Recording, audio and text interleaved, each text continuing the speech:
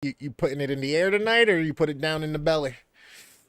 A little bit of column A, a little bit of column B. Oh shit! Here we go. Here we go. It's about to be an all time of the night, folks. Santiago was a subpar Marine. No, that's not what you just said. Oh, sorry.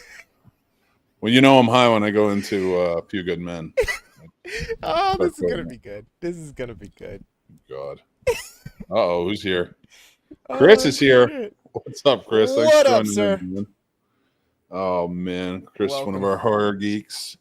Chris is going to be mad because Chris bought the horror geek shirt, so he's OG. Nice. But we got a new one for this year. Oh no. Horror snobs. I like that. Simple to the point, you know? Right? Yeah. That would be something different. We needed a new logo for our horror department. It's getting too big. Too much crazy shit going on. Yeah. What else do you guys got going besides horror snobs and discovering horror now? Well, we still have horror conversations, which is our horror convention podcast, I guess. And okay. We talk horror. We had a good conversation last night. Dan and I were the only ones there for it. We had a good time. It was fun. We talked about the Miyagi line. Which Miyagi line? So not a quote. We made up something new. Okay. So in sports, you know the Mendoza line? Okay. So 75%. If you're under the Mendoza line, if you're over the Mendoza line, you're considered like a good to great player. Okay. If you're under, you're considered like normal to sucks. So it's basically, I'm paraphrasing. Yeah, I get it. It's a very cool, like in baseball, it's a very cool way to judge like batting averages, things like that, all the percentages. So Dan and I decided to come up with the Miyagi line because if it's for movies, and we talked about horror yesterday. So the Miyagi line is, and the reason we came up with the Miyagi line is because Karate Kid's a great movie, but the crane kick is fucking stupid. It's a terrible fucking move, and it's illegal. So it's when I think about it, and I'm like, everything in that movie is really well done. It's a good movie. I would put that movie at like a B, even an A, but that crane kick keeps it like a C for me. Oh, damn. And that's at like 75%. Okay. So I'm tough on movies. Yep. You know, like, and you have to be because the Miyagi line, you can't have everybody over just because you like it. Right. You know, you got to take that stuff out. So like, that was why it became the Miyagi line. So anything that I consider above the Miyagi line is a great movie. Anything below is bad. And like, this is Dan's thing. Dan came up with the Mendoza line. We just called it the Miyagi line last night. That's awesome. So basically,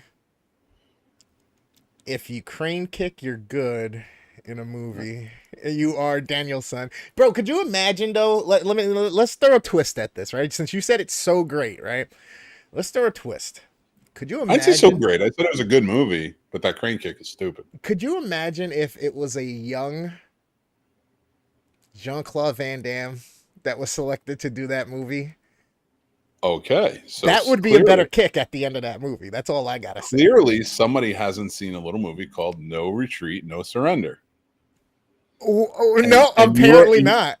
You are going to see the trailer for it right now. That works for me. I'm getting a pen so I can write it down as well. No retreat, no surrender. Now, before I play this trailer for you, yeah, there's something you need to know. Okay. All right. And that's a short version of the premise.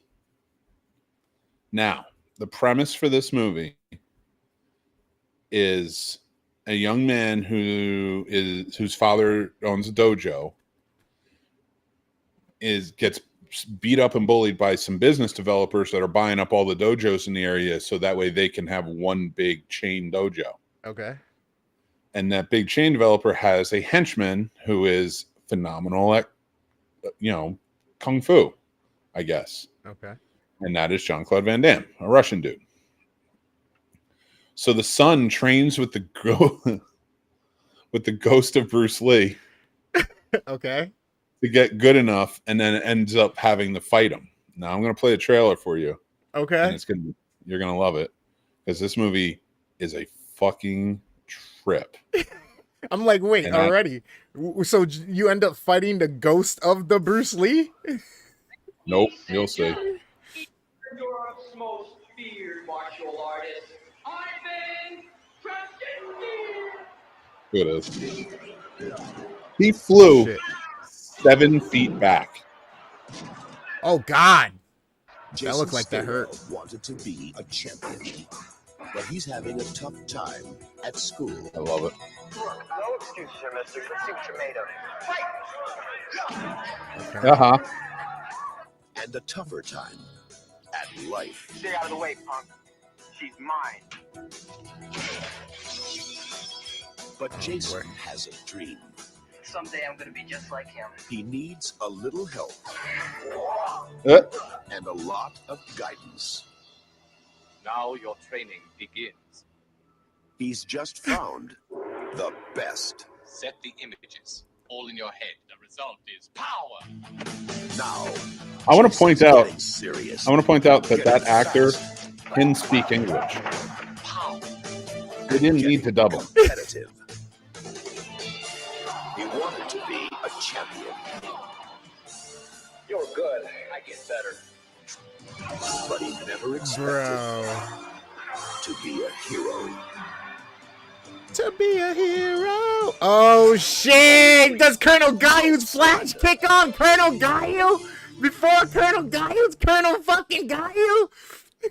That movie is worth. First of all, that movie's just worth it watching on its own. If you can watch it with the riff tracks, Okay. it's 10 times funnier. Okay. It's so good to hear him make fun of it. That and Miami Connection are two of the funniest martial arts movies to ever exist. Writing that one down for me later as well. Like American martial arts movies. There are plenty out there, that are foreign, like whether it be whatever country, but because there's martial arts in tons of countries, but these are two of the American-made martial arts movies from the 80s that are just the fucking funniest. What was the second one called, you said? I don't know. I don't remember. Okay, it wasn't no retreat, no retreat, no surrender. And the surrender. second one's Miami Connection. That's what I thought. Miami Connection. Because for some reason my brain just got going to Vice. Miami Connection is doesn't even take place in Miami. It takes place in Orlando. Is a movie about ninjas, good ninjas fighting bad ninjas, and the good ninjas are in a rock band. Oh my god. It's pure pleasure. Oh my god. It's just pure pleasure. I'm serious. I'm gonna have fun with that. Like I liked movies like American Ninja back in the day. Familiar with it? Yeah, I remember American Ninja. They made like 5 of those. Yeah. Yep. Yeah. Dude. I forgot the You know what I guy's like? name, but he was in another movie we watched recently. I think he played a cholo or something like that. Or he was in one of the fuck, I gotta remember what movie it was. I'll come back to that later if I do. I like the kickboxer movies, but here's the funny part. Too. I like the first one, but I love the second, third, and fourth one because they replaced it with Cody from Step by Step. Okay. And he just steps in, and I was like, these are better. I like these more. There's like a coherent storyline. He fights Tung Po in the second one to avenge his brothers. And the third one, he's in Brazil. Yeah. Because he's like the world kickboxing champion. So he's in Brazil, and he takes on like Brazilian drug lords. I shit you not, it's fucking great. What do they call that shit? That fucking Brazilian fight dance or whatever is like capoeira. Capoeira, that's what it is. And if you want to watch a movie about capoeira, you watch Only the Strong. Only the Strong. I'm mesmerized by that just because I've always loved dance and shit like that, and like I've always wanted in a personal way to be a goddamn b-boy legend. And just get my cola hat on and get my velour jumpsuit and my Adidas shell tops and just fucking do a top rock, a 6 steps, some windmills, that's what I've always wanted to do. But gravity played a role. Do I have the movie for you? This might be the greatest movie in the history of movies ever. Okay. Charles Darwin's theory, natural selection, a general description Anybody? How about I naturally select to walk out of this boring classroom?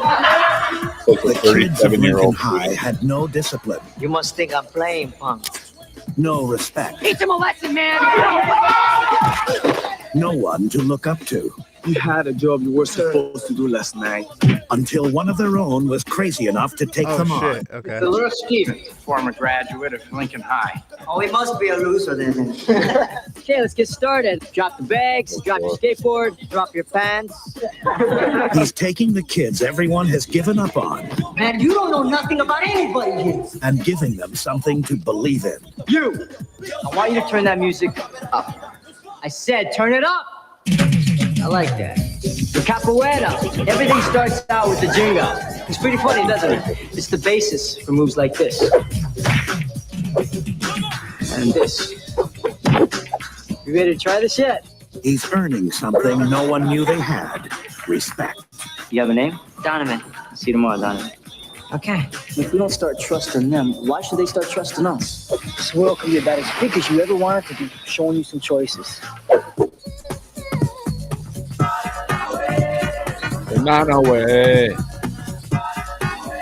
Together, they're changing their lives. Stripping cars is all I know. I like to think you're better than that. What way I know that you're getting in that car? I'm not your slave. Changing each other These were the 12 worst kids at Lincoln, the absolute bottom of the heap. Look at what he's done with them.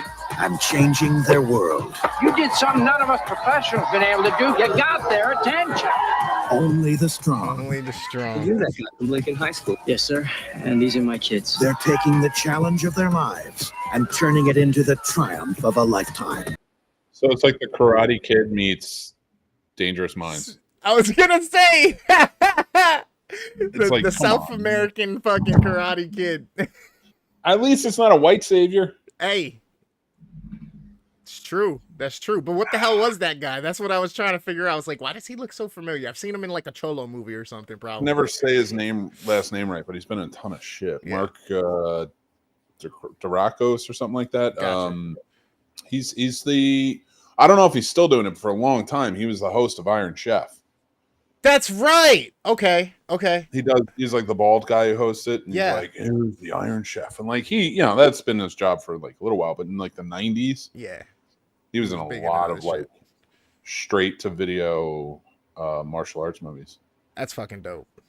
It's Yeah. unfortunate that a lot of those movies didn't get, the budgets and shit that, could make them super great. But hey, we had the 90s. We had video stores and they could pump stuff out. Like once what was it? The late 70s, early 80s hit and the VHSs changed over from beta. It was like all hell broke loose. And you did an episode on the Dirty 72, right? Which, Yeah. tells the story of it was the wild fucking West for movie making. Like if you could dream it and had a camera and get it on film, they just print that shit and ship them. Yeah, that's true. And they really did. Because, you got to remember, too, like back in the day, and I also did a video on the studio system for anybody who's like they had their own sort of, it wasn't a straight to, because there was no video store. So it was in movies, but they were like pumping out what would be considered back then straight to video. Yeah. Those are the movies you were like, all right, it's playing all day. Let's just go see it, sort of thing. And for whatever the rate was back then to go see a movie, probably $2 or something like that, $1.50. Ooh, I would you say know what I even mean? less than that, depending on the years back then, like That's the true. 40s. Oh yeah. I was Like thinking like 10, 50 70s and cents. shit. Yeah, Deadpool. He was in John Wick 3. That's right. But yeah, he popped up. Like I think that's probably his most famous thing as of late. But like he's been a martial artist for a long time, so I see why he gets into stuff like that. Yeah, I miss stuff like that, and I feel like nowadays martial artists don't really get recognition unless you're like involved in the world or following it or whatnot. Because most of the time, if they do have some type of a successful career outside of the scope of martial arts or whatnot, tournaments and all that shit, it's usually a very small percent that make it into like stunt acting and stuff like that, or choreography for fight scenes and shit like that. Yeah, true. I mean, Yeah. how do you, I don't even know, like how do you break into that or make even a hole into that type of space for yourself, And you just at this point, this day and age, you just got to make something that's like true. in that realm. That's true. It works. But it's a different world, man. The action is different. Everything changed, and things changed with the time. And that in-your-face, fast-paced martial arts was changed by, the introduction of mixed martial arts. Yep. And people like that whole fad, and now when you say fad, like it's a legitimate sport and enjoyed, but Right. it took away from disciplines. It took away from certain like karate or kung fu or Muay Thai or things like that. So because now everybody was like, all right, let's go mix. Let's tell martial arts stories. People want to see it in the octagon. So you still get your fighting movies, but it's just so different compared to what it was. It's so in your face now. People want it gritty like they see in the ring.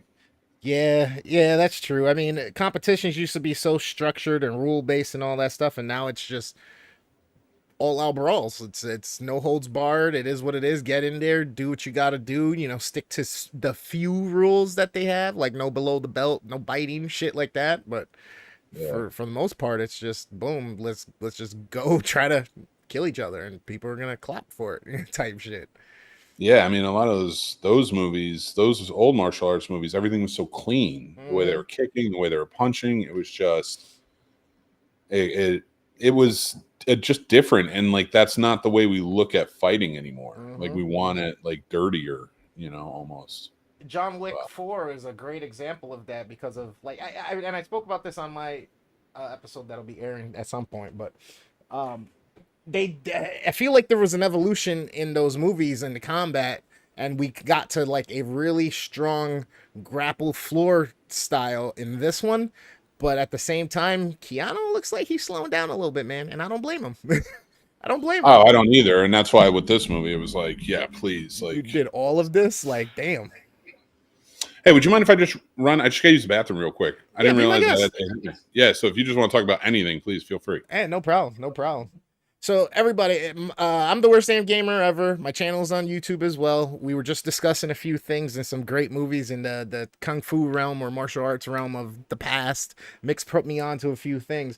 And basically, I was talking about my exposure to John Wick 4 recently, which really set me to a certain place with the vibe of it and all that stuff. And I love stuff like that comes up that makes you kind of sit and watch and pay attention to details and certain things like choreography of the fight scenes and the gunplay and stuff like that.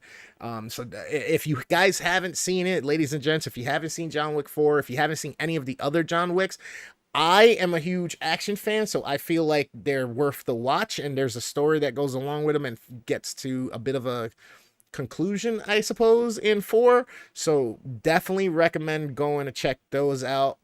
If you don't want to watch any of the other ones and you just kind of want to watch a good action flick that's got a bunch of fast-paced shit, because honestly it's there's dialogue in it, don't get me wrong, but a lot of this last movie, especially since it's kind of the climax, the cinematic climax, it's very in your face with a lot of things, and it's very focused and driven on movement and getting things, but they do a great job at beautifully setting things and giving you scene changes and all this other stuff that play.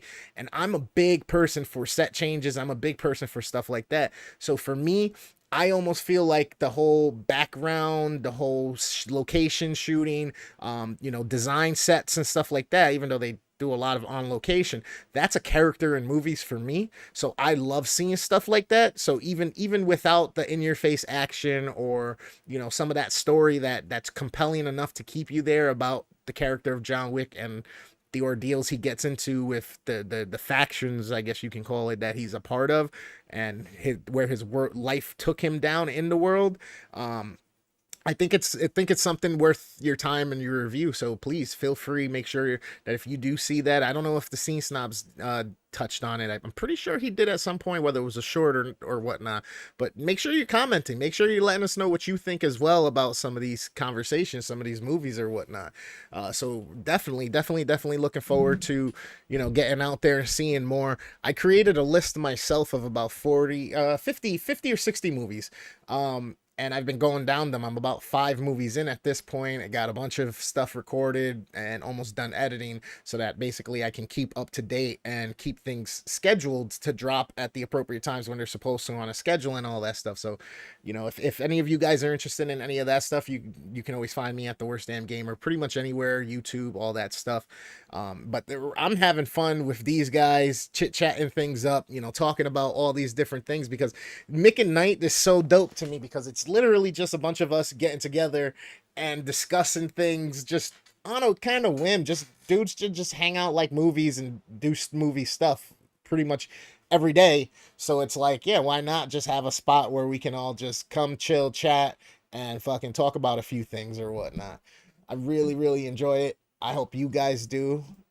It's a great vibe, and it's a great thing to fucking be in a place of, camaraderie and all that stuff where people no pee. That's awesome, Chris. That's awesome. Someone is calling me and I cannot answer that right now, but it's okay. Sorry about that. Trying to think about what else. I mean, in the scope of martial arts movies or whatnot, what's some of your guys' favorite movies and such? What are some of the ones that stick out to you? I mean, automatically always enters in my head when I think martial arts is things like Enter the Dragon. Kind of both, because there's, what was the one? So Bruce Lee had Enter the Dragon, I'm pretty sure, and then I forget what the, I guess, biopic that his son actually played himself in was called as well. But those are kind of the ones that always hit and come into mind. Karate Kid, Bloodsport. I know it's not really a karate movie, but whenever I think of that era in fighting movies, for some reason, Over the Top with Sylvester Stallone, the fucking arm wrestle movie, always comes into play.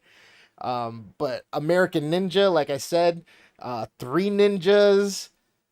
Trying to think what else. There's so many others from my past that fucking I've always watched, and a lot of them that I never knew the name of because they were just always on, or my parents were playing them, or different people I was with. Yeah, Three Ninjas, exactly. Fucking Tom Tom, baby. Rocky, Tom Tom, and what's the third one? Come on, I know somebody out there knows. I always forget. And every time I say Rocky, I always think Bullwinkle. So that's wrong. That's 100% wrong. I always forget. I can't think of it right now. Now, I'm trying to think. What else can we count? I mean, technically, the Ninja Turtles movies can be count as a martial arts movies, and it kind of fits within the realm and time frame of when it was all big, because I think martial arts, in my opinion, was big from like the mid to late 70s and disco time and all that shit until probably early to mid 90s, where they were just martial arts movies with tones of martial arts uh lore and just like mythology and stuff like that, and just Far East stuff. I guess unfortunately, like Mick said, at least they didn't whitewash that one that we looked about the Capella. But a lot of the time that's kind of how it went. But that wasn't the focus for me or nothing like that. I've never really paid attention to none of that. So whenever somebody says stuff like that and points it out, I'm always like, oh yeah, you're fucking right. Kind of was, now wasn't it? Man with the Golden Fist, Kill Bill. Okay, Kill Bill I can count. Yeah, definitely. Man with Golden Fist, I don't recall. I'm going to have to check that one out. Kill Bill 1 and 2. Kill Bill 1 and 2. Yeah. Yeah, I suppose it's tough for me because those are kind of odd framed movies to me, and the way they tell story. And I mean, that's what Quentin Tarantino, I'm pretty sure, right? So that makes sense in that scope.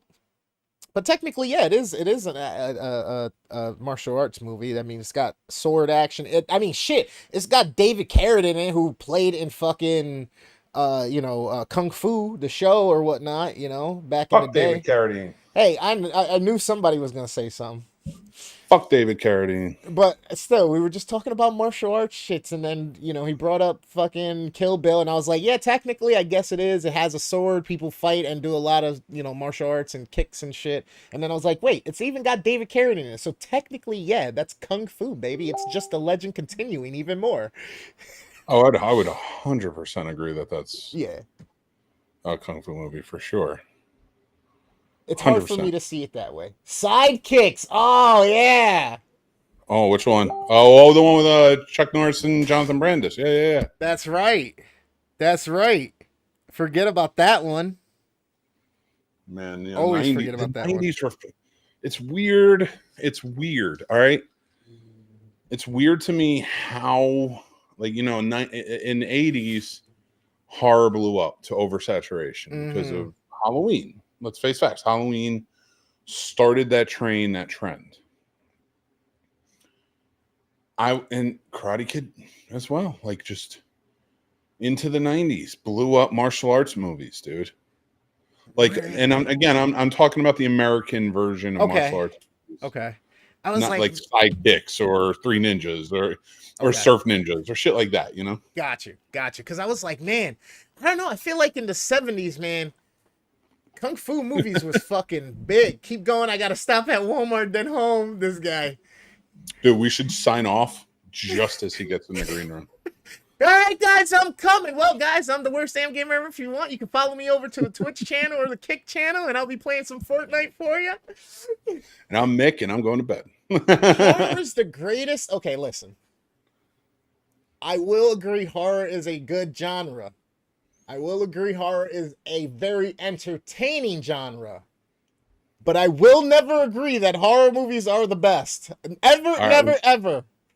What would you say is the best? I'm a die-hard kind of action adventure guy. Like, it doesn't have to be action with gunplays or shit like that or tons of fighting, but if there's action and a story or like a journey to it, like I love treasure hunts, I love shit like that, you know what I mean? So if there's a lot of shit going on in that regards, then I'm all for it. But I gotta say, would say I'm more of an action guy than comedy.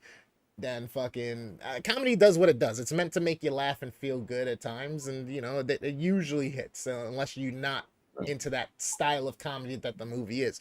But for me, I can almost never watch a super horrible fucking action movie. I can call it a bad movie, but at the same time, because there's so much action, if the action is good in it and the story at least holds up, I'm probably gonna give it a little bit of a decent score. Like, I'm a little biased towards it. All right, fair. I get it. I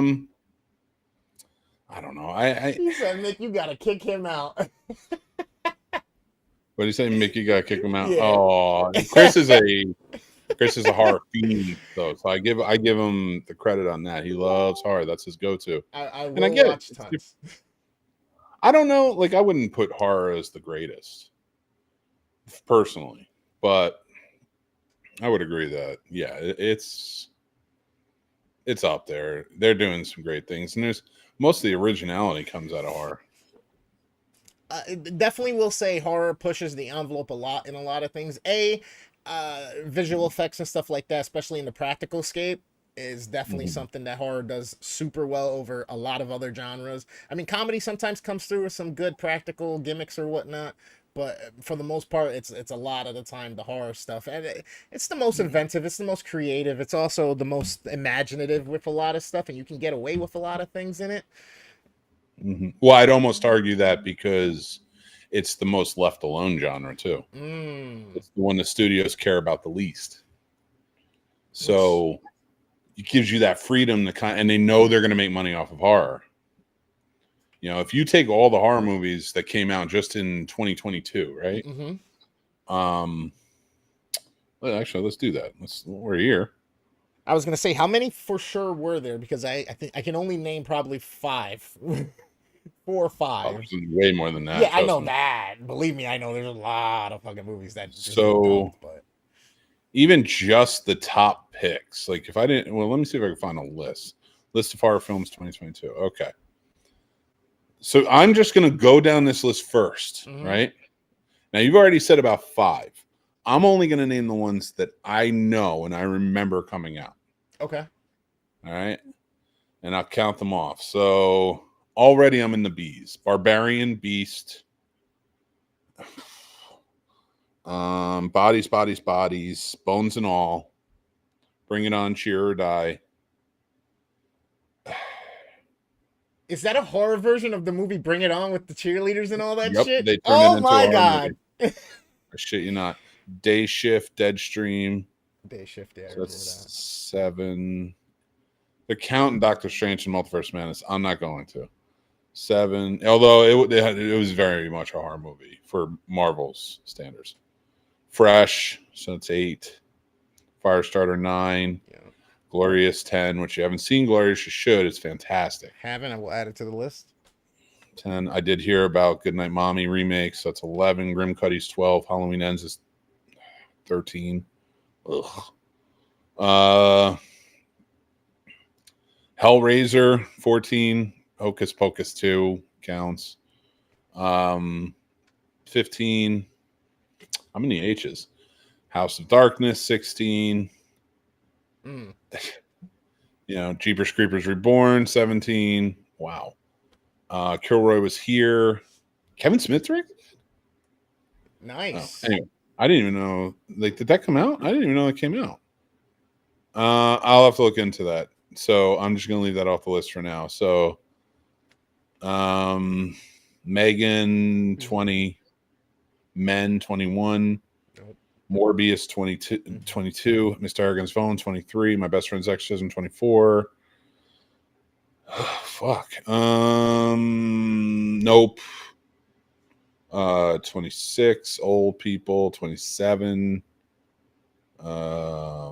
Old Man 28, Orphan First Kill 29, Pearl 30, Praise 31, Pray for the Devils 32.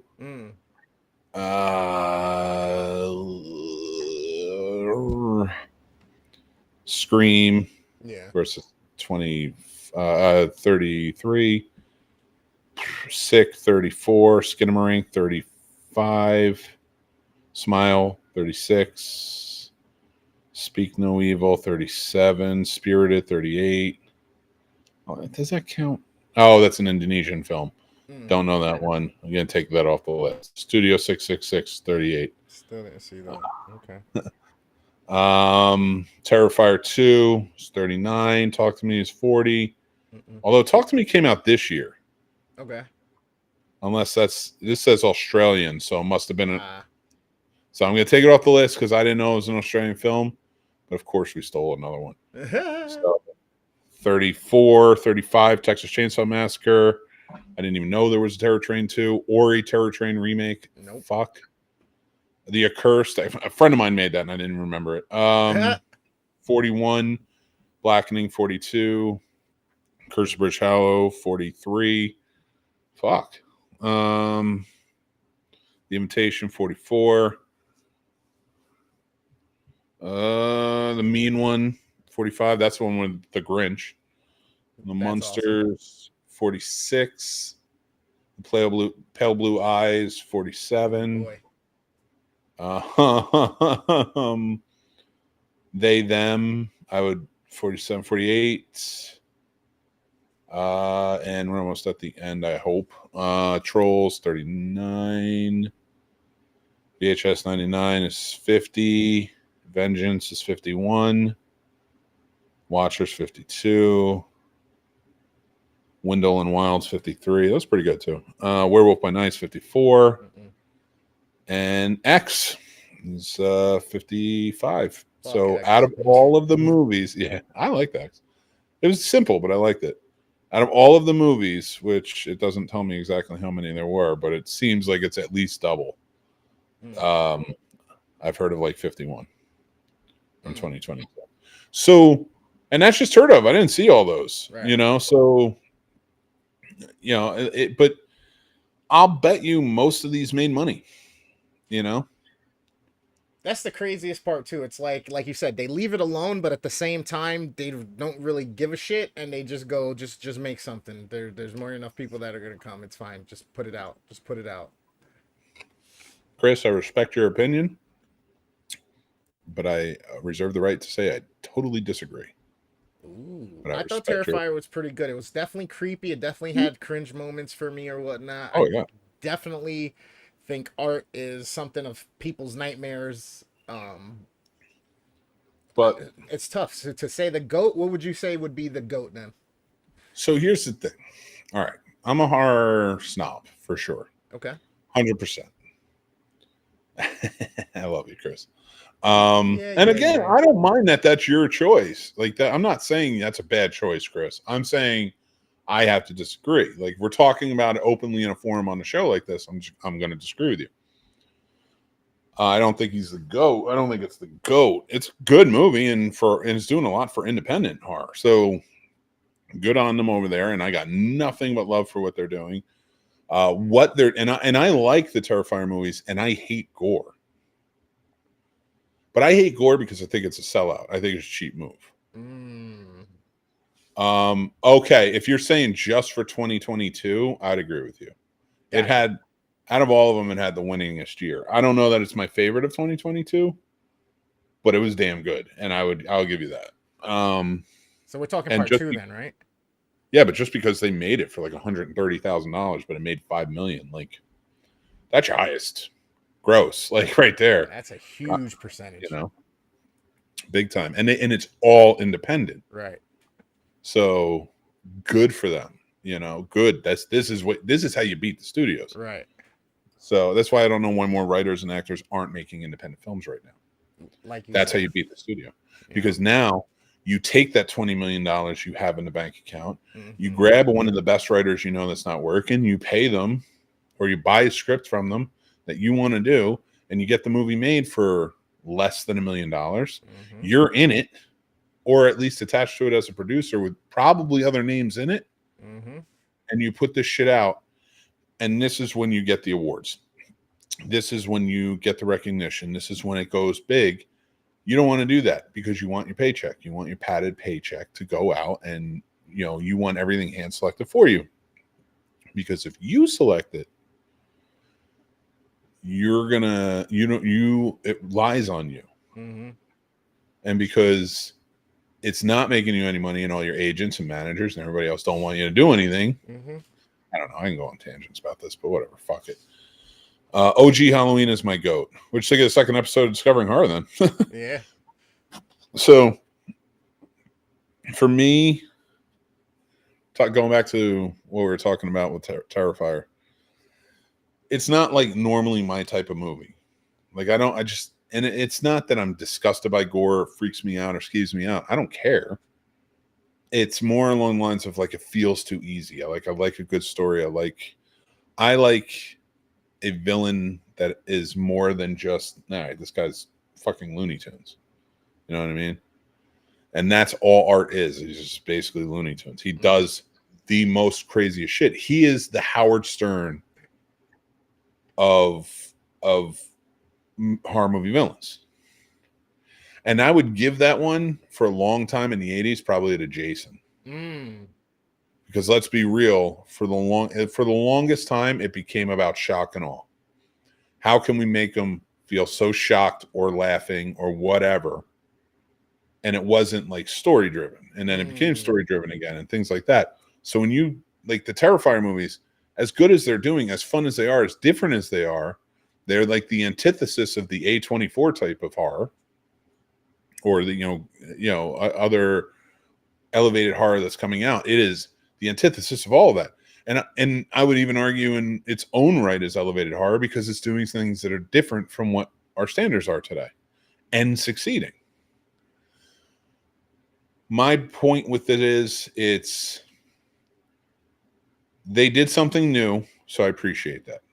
They added a new, very memorable character, villain, which has been a hard thing to do in years. If we're really honestly, truly being honest with ourselves, the last new horror movie villain character to be added that fits, and I'm talking about a property that was original, not a redo of a character that already existed, was Ghostface. Mm. And we really haven't gotten anybody on that level since then until Art. Mm.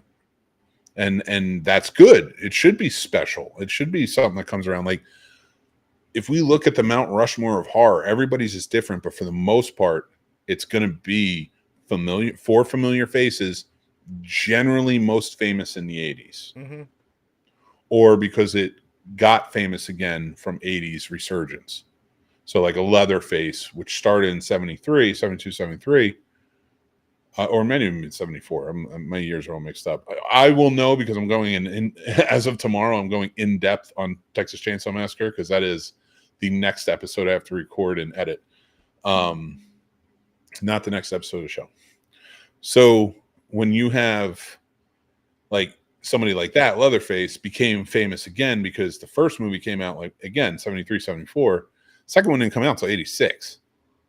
A lot of people seem to forget that like 12-year difference there was.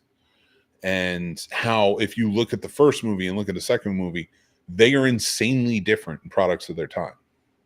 You know, that first movie is very visceral, very raw, very independent, and calls back to that time where more independent directors are starting to break out.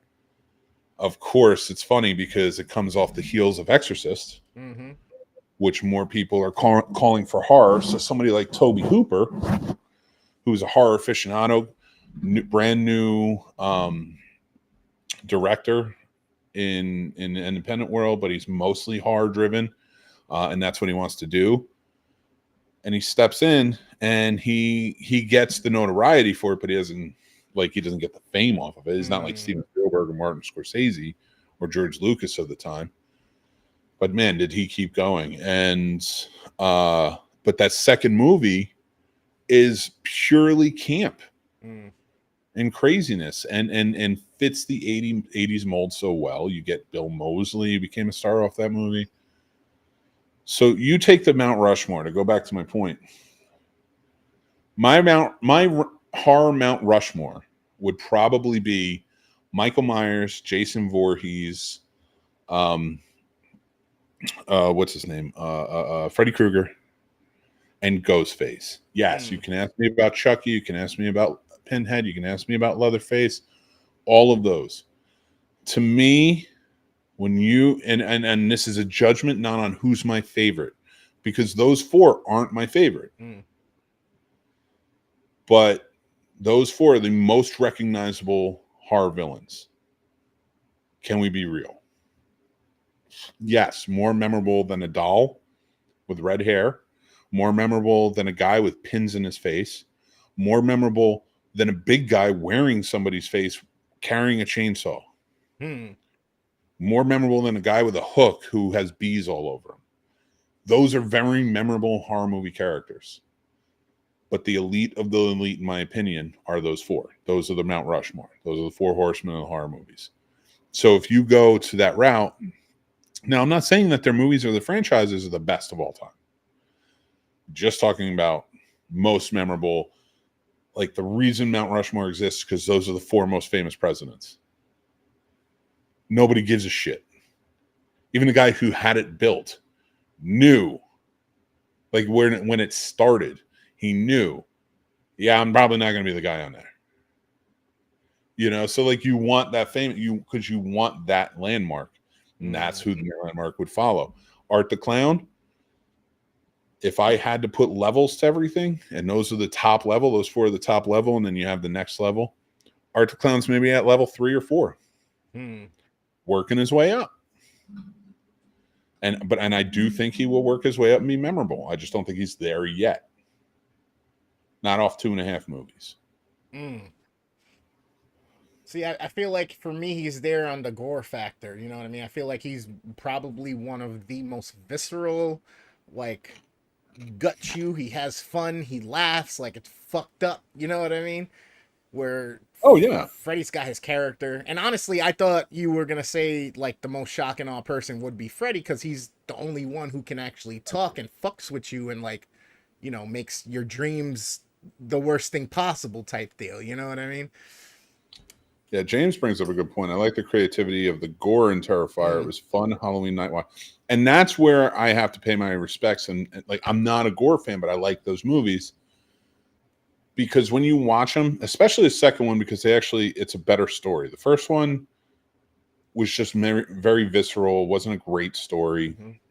They kind of wrote themselves in a corner. I'm glad they wrote themselves out of it. Art's still around doing his thing. He's some sort of entity, so now you can keep him going forever. So I love that they did that, and there's an origin there. But that second one adds a hero. That second one adds so many more levels to it. So now you can go many places with it, and that's what I like about it. But the gore was different from what I was getting everywhere else. Like if I'm watching an Ari Aster movie, or I'm watching what's the other guy's name? That's Robert Eggers, and any of them who are great filmmakers, and they're visually blowing me away. Well, Robert Eggers' stories too, but Ari Aster, I am on record as saying how I feel about his stories, but beautiful filmmaker. You're getting on the other side of that in the independent world, you're getting Art the Clown chainsawing right through some woman from all the way through. Let's just say all the way through. So, and they're showing it, and it's insane, and it's crazy, and it's nuts, and it's in your face. And you need movies like that, but you need movies like that to be entertaining. I also hate the gore that's just gore porn. I don't count Art the Clown as gore porn. It has its gore porn moments, but to me, that's the practical. Those are guys who truly love practical effects, and that's why they keep wanting to add it in. And I respect that. A lot of this other stuff sucks. Just Terrifier doesn't fit into the cookie cutter mold as most horror. I think it fits perfectly with old horror. I think it's perfect homage, brought up to date and renewed. That if you put out the first and second Terrifier movie in 1984, 85, right? Shocking. Probably wouldn't make it out in theaters without an NC-17 rating. But if you toned it down for the times where it would work, right? You leave Art exactly how he is, how he looks, everything. You tone down the gore because, there was gore in the 80s, but you do it to the 80s acceptable gore amount, not 2015s. That movie's not going to be remembered. Art will probably be remembered. That movie probably wouldn't be remembered, and probably would end up like Phantasm, where if the first one did do well, studio would snatch it up, take Art the Clown, and it would be a completely different thing, and we'll have gone nowhere. But yeah, I just don't think it. I think it fits perfectly today, but I don't know that it would have been I think it would have been bigger than most, but I don't know that it would have been as huge of a deal as it is today in the 80s. So he would have been overshadowed and kind of laid to the wayside in the slasher realm, where now, since we don't technically have that many memorable or staple slashers, unless it's a remake type deal, that's what kind of sets him apart now. So it's a timing thing, is what you're saying. Yeah. And actually, I'm getting corrected here by James, and I appreciate him doing this. I said Ghostface. Okay. That's probably fix that Jigsaw for sure. Jigsaw is definitely one that got added and goes down as one of those recognizable faces. Now, I would not put Jigsaw on my Mount Rushmore, but it definitely on the reserves list. Like that second of like Pinhead, Chucky, those good Leatherface and Jigsaw. Like if I had a second Mount Rushmore, they'd be perfect for it. That's the B squad. That's the guys you want at night taking care of business. But no, I don't think it fits within the world of the first four. I think the first four are just too recognizable. And I think that works, and I like that. I like that about them, about those movies. And it's kind of an odd situation anyway with the Saw movies, The Shining. The thing. I thought that said Shining. Oh, yeah. Got the little spider head. I guess that's one of those things that makes it a little bit off about that situation, is that Jigsaw, like the Saw movies, most people don't recognize Jigsaw like in the old man most of the time. They familiarize Saw with the doll, with whatever the hell they can name the Mhm. doll. I forgot the doll's name. Yeah, so the pig face I think sometimes gets recognized too, but yeah, Yeah, I do agree that it's but it's the not doll. John. That That's was his true. name, right? John. Something like that. I can't I remember think it his full was. I name. think it was John. But I'm yeah, gonna say I feel like that's the other downfall to that. Is, although it's ingenious and it's definitely some horrific shit to think about, you know, a person who goes on this type of spree using contraptions and games, but in a weirdly righteously virtuous way type deal to kind of try to make people see the wrongs or try to right their wrongs type situation. That's the part that gets to me and makes it horrific. Obviously, we all know Saw 1 was just mind blowing in the fact that you got through the whole fucking thing. And then the Yeah. last minute and a half, 2 minutes is like that switcheroo on you. I still remember being on the floor of my RA's dorm room in college with like 10 other kids huddled in the room. We're all watching this shit. It's like 11, 12 o'clock at night. And that shit happens. And bro, I got up so fast, was jumping, was like, oh my fucking God. Motherfucker was right there. Motherfucker was right there the whole fucking time. Like, oh, first movie, man. Yeah. blew me, still blows me to this day when I watch it. I get to that point and the smile comes onto my face just before the review, and I'm just like, Yeah. that shit still slaps. It It still just slaps. yeah. But it never, in my opinion, was the same. Mhm. Like, I'm not saying that I don't like the other Saw movies. I do, but I'm not a gore porn guy, and that's literally what they it are. turned into. Yep. Yeah. It's literally what they're doing with it and where they're going with it. And those second ones are even thinner. You know, as they went on, they got thinner on details and story. And like why this guy was here. So you've been training with him too. You just haven't shown up for 5 months. Oh, I Yeah. gotcha. Okay. Yeah. And now he's coming back after they rebooted and got me interested, and it wasn't about the gore anymore. Now Yeah. we have a detective story Yep. with the gore, and it works. And I was like, this is elevating Saw to a new level. Mhm. It's reviving it, it's revitalizing it. Granted, it didn't do well. Fucking COVID took a lot of shit out of it, but you know, and it pissed me off. But Spiral was good, and it should have went on. And and you didn't even have to keep up with them. Mm. Because now the book of John Kramer, as James says, yeah, John Kramer was his name. Yep. The Saw movie is my biggest guilty pleasure, and I can't wait for the next one. And I get it, and like I will watch the next one because I do enjoy him. But I know what they are, and it's the same as like when I watch Terrifier. It's like I know what they are, but at the same time too, I can say that about any horror movie franchise. Yeah. I watch Friday the 13th, the franchise, all of them at least once a year. But I know what they are. Right. And I can appreciate them for what they are. And I think that's where we lose touch. Like we get so many people bitching and moaning, like, no, this is the best, this is the best, this deserves to be on here, this deserves to be on there. And it's like, listen, I can tell you all day long what I love. Yeah. What are you going to put in your VHS player? You know? Yeah. Put in your DVD player. That's what it comes down to.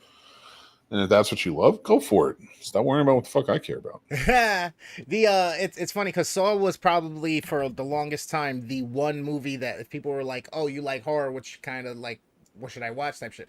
Have you seen Saw? Just because of the psychological shit, just because of the games and all that stuff. Like, but once they got to, I want to say it was like 4 or 5, and then they turned over from the girl was doing it, then the cop was doing it. Once it went to that, and that's what I thought you were getting at with it's a detective story, but then it has that twist at the end on that the other blockhead looking cop, the pretty boy or whatever. But then I still haven't seen Spiral, so now I kind of want to see what direction they went. So if I'm thinking, that's what I'm talking about. That's the detective story with a whole new revitalized the franchise, did something different. But kept it, like, didn't say Saw didn't exist. Right. It didn't take it to a new universe. John Kramer exists. The guy in this movie is modeling it after John Kramer stuff. Okay. So there's your connection, and he's trying to basically do what John Kramer did. I love it. And then, but you get a story behind it. You get the reveal of like, oh, who is this? What's his motivation? Why is he doing this? Blah blah blah blah blah blah blah.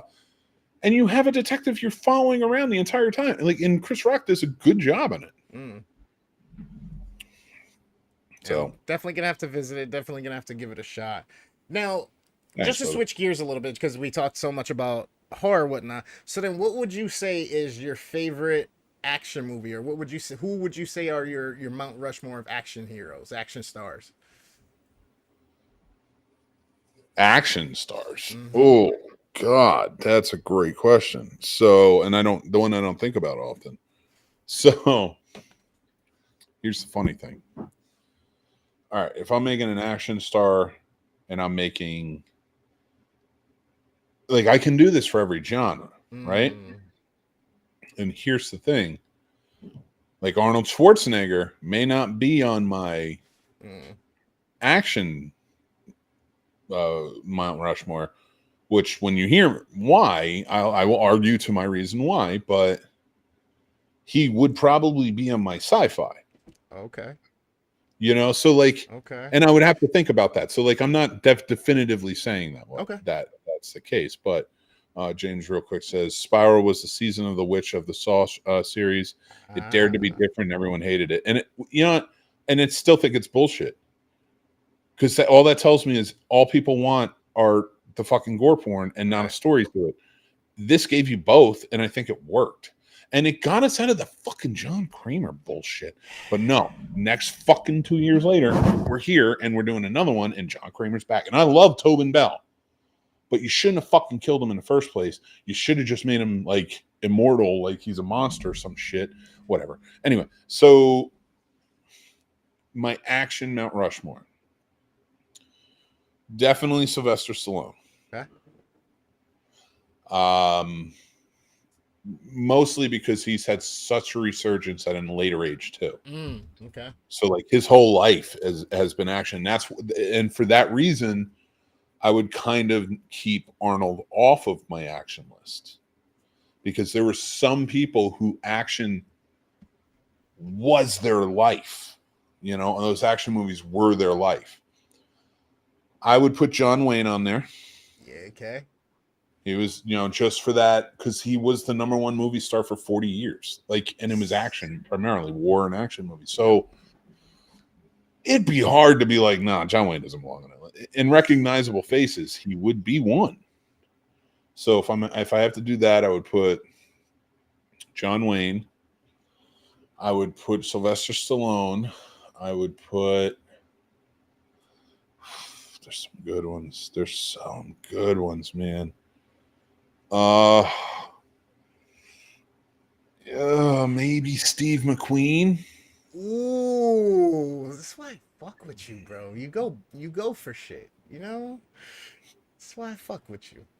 I'm maybe Steve McQueen. And then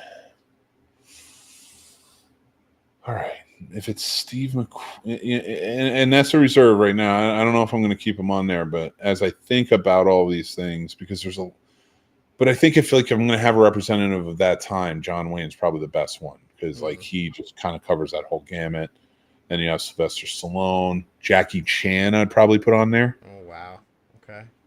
And it's killing me. It's killing me. All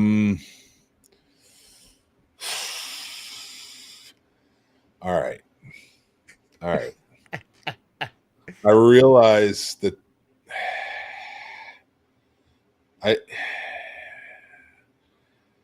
Bruce Lee. In fact, I would take Jackie Chan off, put Bruce Lee, and then maybe and that's not I can't have two Asians. I can have two Asians on there. It's not the case, but arguably I want the most elite of the most elite. And if he's the martial arts representative on there, which is a huge thing in action movies, right? I would put Bruce Lee up there. You know what?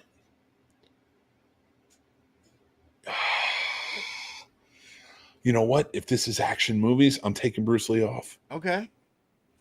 I'd put Michelle Yeoh over Woo! Bruce Lee. She's had a career for over 40 40 years. years, yeah. You know, and primarily mostly action movies. Yeah. You know, not just exclusively, but mostly in it, and she's famous for action movies, and I think she deserves that top achievement. As much as I love Bruce Lee, now if it's martial arts movies, 100%, he's on there. But if it's action overall, Michelle Yeoh belongs on that list. Nice. Nice. But who?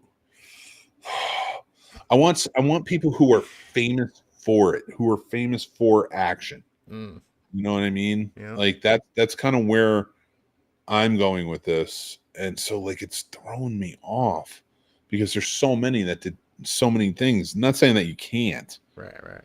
But like if you have Sylvester Stallone, you have Michelle Yeoh, you have John Wayne, his head would be exploding just having an Italian and a woman, let alone an Asian woman, on a Mount Rushmore with him, his head would be exploding. You don't think John Wayne's head would be exploding over that? Probably.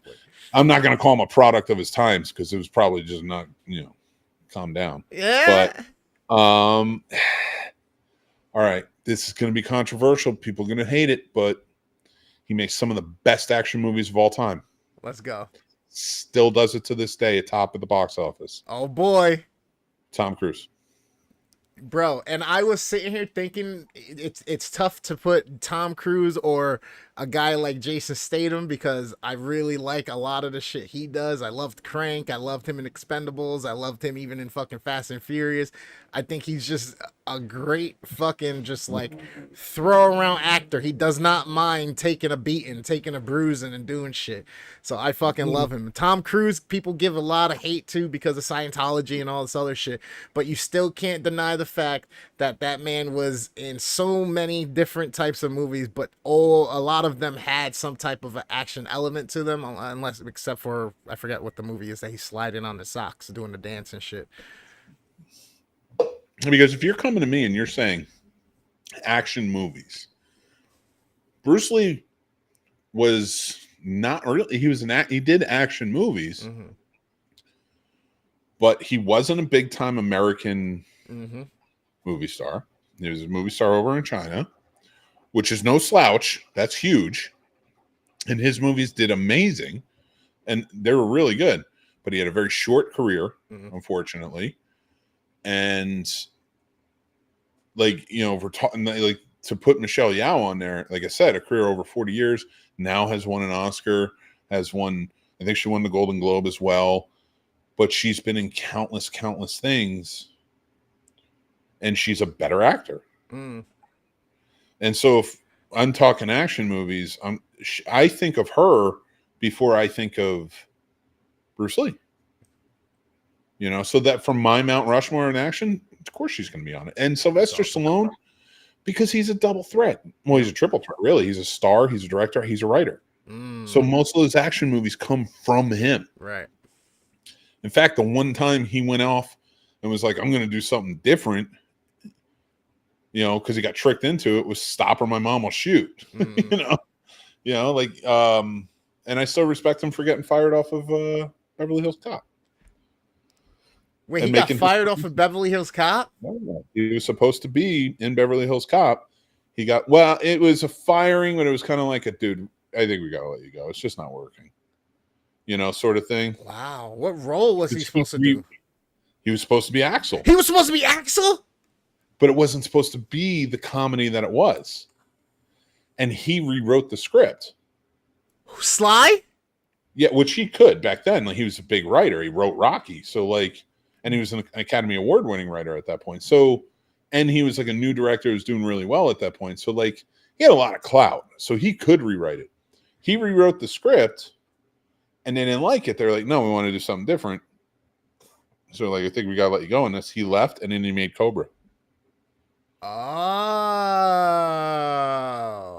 That Cobra was based on the script that he wrote for Beverly Hills Cop.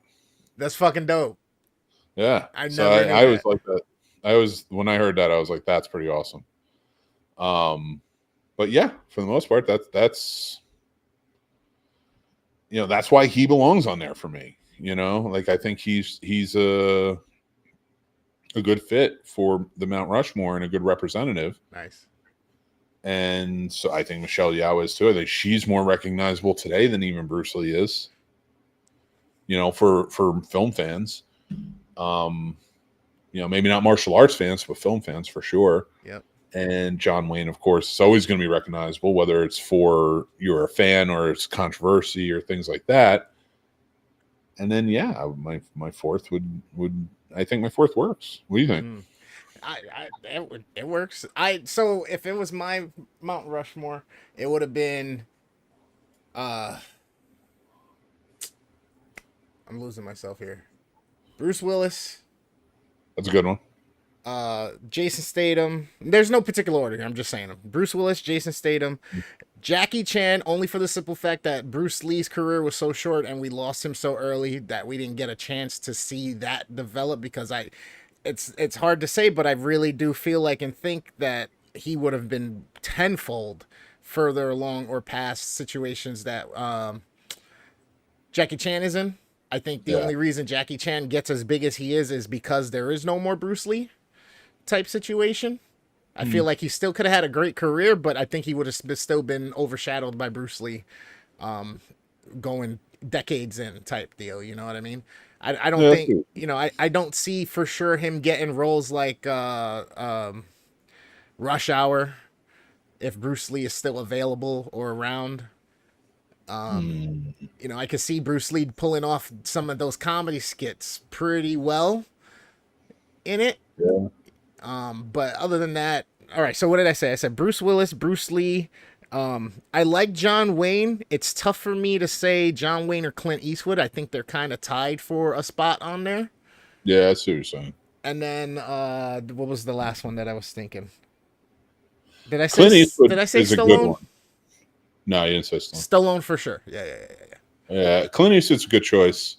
The reason I strayed away from Clint Eastwood is because he became more famous than his action persona through his directing. Like he reinvented himself big time. Yeah. And even in all the years he's been doing it, I think even he would argue that probably John Wayne was like the bigger star at the time. Like, because even like if you walk up to someone and you're like, "Hey, do you know Clint Eastwood?" Yeah. Do you know John Wayne? Oh yeah. Of course. Yeah. That sort of thing. That's why I was like, I'll just go with John Wayne because like you got to have that classic. But that's just me. But I think Clint Eastwood's a great choice for that too. Yes, sir. Also, action star Mount Rushmore is Keanu Cruz, Stallone. Can't think of a fourth person. That's a good one. Ooh. Tony Jaa, Stallone, Tom Cruise, and Statham. I think a lot of people are agreeing on Stallone and Tom Cruise. Who's Tony Jaa again? Tony Jaa was Ung Bak, I think. Yeah. One Punch Man, IP, or Ip Man. No. Ip Man was Donnie Yen. Oh, okay. Chris said, "Damn, you got mixed speechless." True. Fuck Statham. That's my fuck. Oh, he's saying fuck Statham. You need a comma. Yeah. Fuck Statham. That's my fourth one. Good call. Don't just spout out fuck Statham. He might show up in the middle of the night. Cruise does majority of his own stunts and all that. Yeah, man, he kills it, dude. It's tough too if you want to go and throw some mentionables in because there's been a couple people that have played a couple roles of the same role and they all did decent jobs in their own respect. So if we talk about the character of James Bond, right, we had fucking how many different James Bonds, but the most notable ones for me is Pierce Brosnan and Daniel Craig, and then the other one that's kind of like James Bond is the Bourne sagas or whatnot. Oh, Jason Bourne. Yeah. You know what I mean? Like, I feel like definitely puts, because who played Jason Bourne again? It was Matt Damon, right? For the first few of them. Was there another actor that did it? Well, no. So they did I the feel first like three Bournes. They did Bourne Identity, then Supremacy, and then Ultimatum. Yep. And that was all Matt Damon. Yep. And then they went to Legacy, and it was basically saying like Bourne is a name that can be given, like 007. Yeah. And Jeremy Renner came back. That's right. and then they came back again with Jason Bourne, a new Jason Bourne. Bro, and which I got so much respect for Renner off of those movies, and then leading into Avengers, and then that shit that just happened to him with him being fucking run over by his own goddamn tractor and shit, surviving, and this dude is like, honestly, the way he looks, he could probably still pull off fucking Hawk, you know what I mean? But it's like, he probably won't. I know he probably won't pull off another, Hawk, but at the same time, if this motherfucker gets on screen and comes back as fucking, oh my God, bro, like a whole new level of respect. I am never going to complain again about stubbing my toe, cutting myself, cutting onions, fucking getting splinters or paper cuts. Give me 1,000. Give me the worst. Give me a house of 1,000 paper cuts. I don't give a fuck.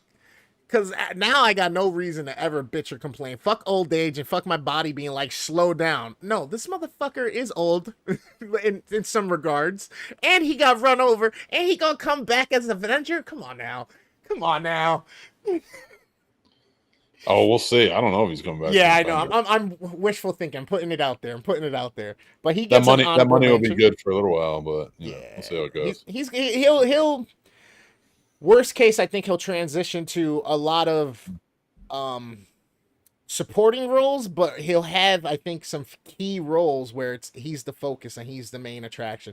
And I think he deserves it, honestly, because I've never complained about his character portrayals. I've never complained about his emotes or anything like that. So I honestly think he's one of those underrated actors, pretty much like Jason Statham.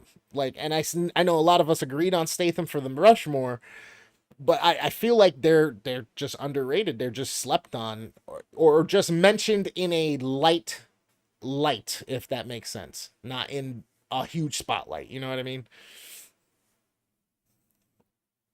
I mean, I'm with you on it. I like Renner. Singing voice of an angelic angel. I guess that's a fucking Renner is greater than Mayor Kingston. I gotta check that out again. I haven't seen that. I gotta check that out again. Cruise does. I definitely want to.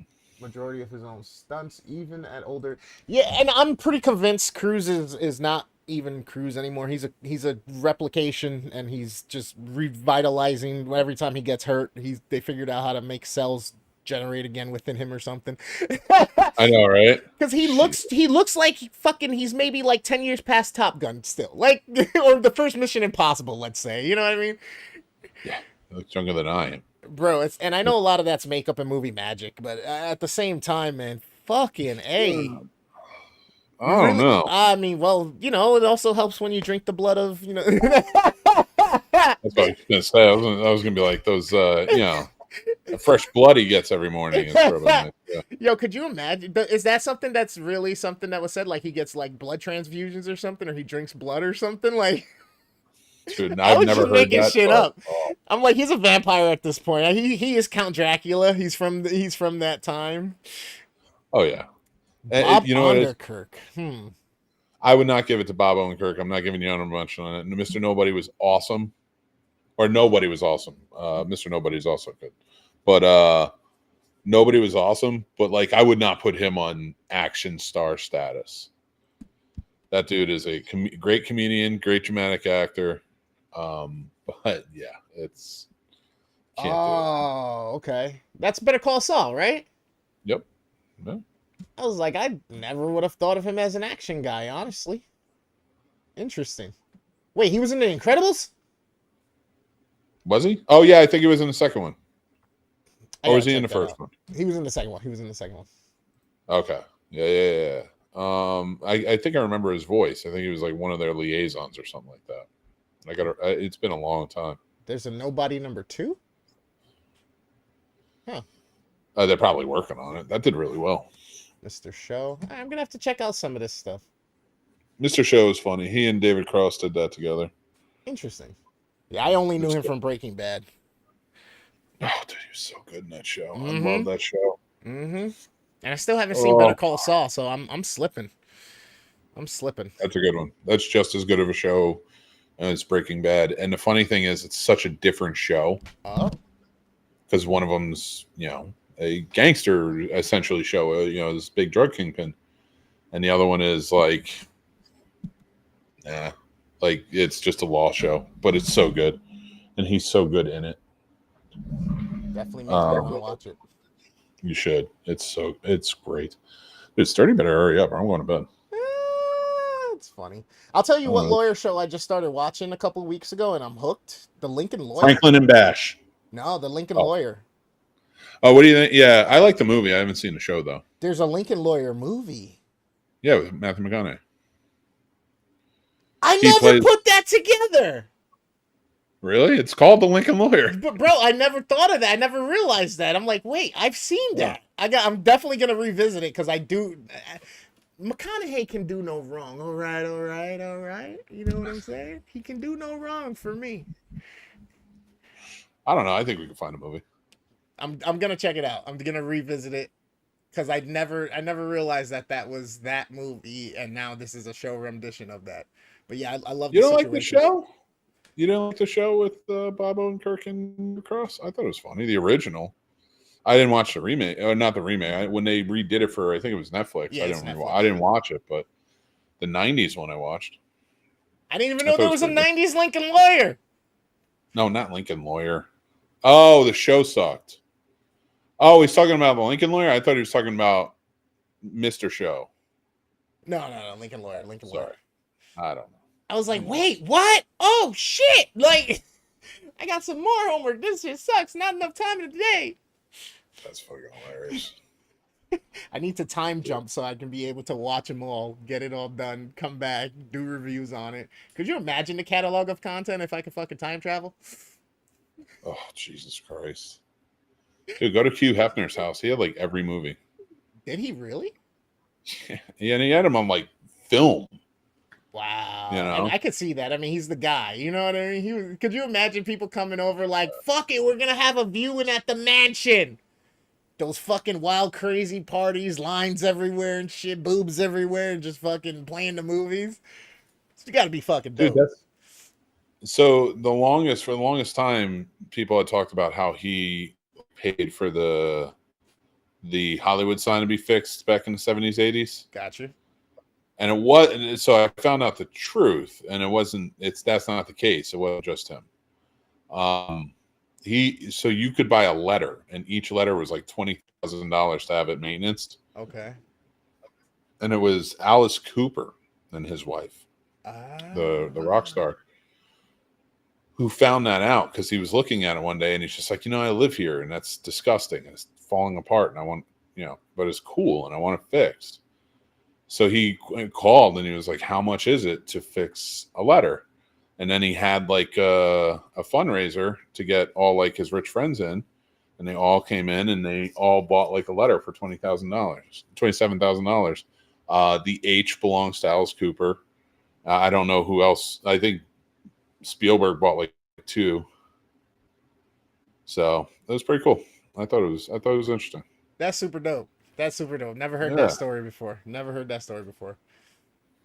So he is the reason that now the Hollywood fucking sign is glorified, and in almost every shot, if there's a place that deals with California. Yeah, pretty much. That's awesome. He was the precipice. He got it started, and then a bunch of them just threw in. But yeah, Hugh Hefner was like a huge movie fan. He loved movies, so he collected everything. And he used to get to see things before like anyone else. I bet. Hey, come to the Grotto. Come hang out at the mansion, and we'll watch a movie. We all know what's going to happen next. Exactly. Who knows if maybe that was part of people's talent selection process, for certain movies and such back in the 80s and 90s. Like, all right, we got to see the pair first. Yeah, that's legit, dude.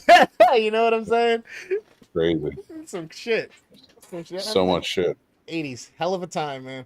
I often wonder, if, even though I was born in the 80s, but if I was alive to be existing and experiencing the 80s, other than the tail end of it that I kind of recall, but not really all the time, because I was. You're talking like 20s. You're in your 20s. Like if I'm getting done with high school or whatnot, I'm picking out my little fro. You know what I'm saying? Like I got my bell bottoms on, and I want to go see some Night Fever Night. You know what I'm saying? Yeah. Yeah, I get it. But I'm telling you straight up, I'd be dead. Oh, I was gonna say it'd probably be I'd be that. dead. I tell I would people all be. the time, I'm so glad I was kind of, as much as this time period is has its challenges and difficulties and such. I couldn't imagine if I was ever born in like the wild wild west. I wouldn't make it past fucking the age of 14 at noon. I couldn't imagine being in like Asian feudal time. You know what I mean? I couldn't imagine because oh no, and watch your tongue, and I would have been sliced up from head to toe by some point for some reason for just Dude, there's so many time periods I know I would just be straight up dead. I would just be done. And like Wild West, fuck no. Like, could you imagine like just living on the frontier and then they start closing the shutters? Oh, they're out there. Like, who?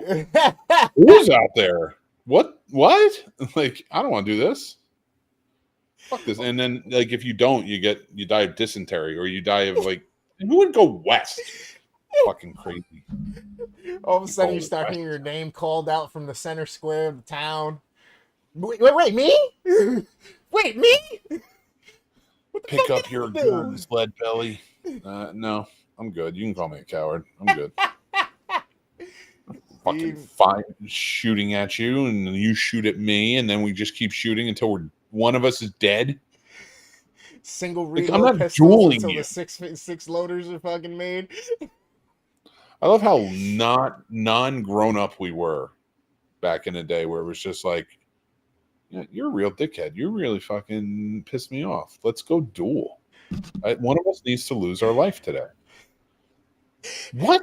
I watched Like- the TikTok about fucking like it being made okay in like France or something. Come across, smack the guy with a glove. I challenge you to a duel, and then all of a sudden one of y'all motherfuckers gotta go. I think the best duel thing I've ever seen was on that Yellowstone 1923 TV show, where straight up the dude he like kills like wild animals who are viciously attacking resorts in Africa. That's his job. Oh wow. So like, he's killing lions, he's killing fucking jaguars and shit. They're sneaking up at night, fucking murdering people. That's his job. Wow. And so like he falls in love with this girl and she leaves her fiance for him. They get married. This dude is like a scrangly little like British aristocrat. He walks up, does the glove thing. And this dude is like, this dude like got hit in the face and looked at his dad and he goes, "Is that your son?" He goes, "Yeah." He's like, "Do you want him to live through the night?" He goes, "Yeah." He's like, "Then I suggest you get him out of here." And like the guy knew. The dad was just like, "Yeah, fuck no."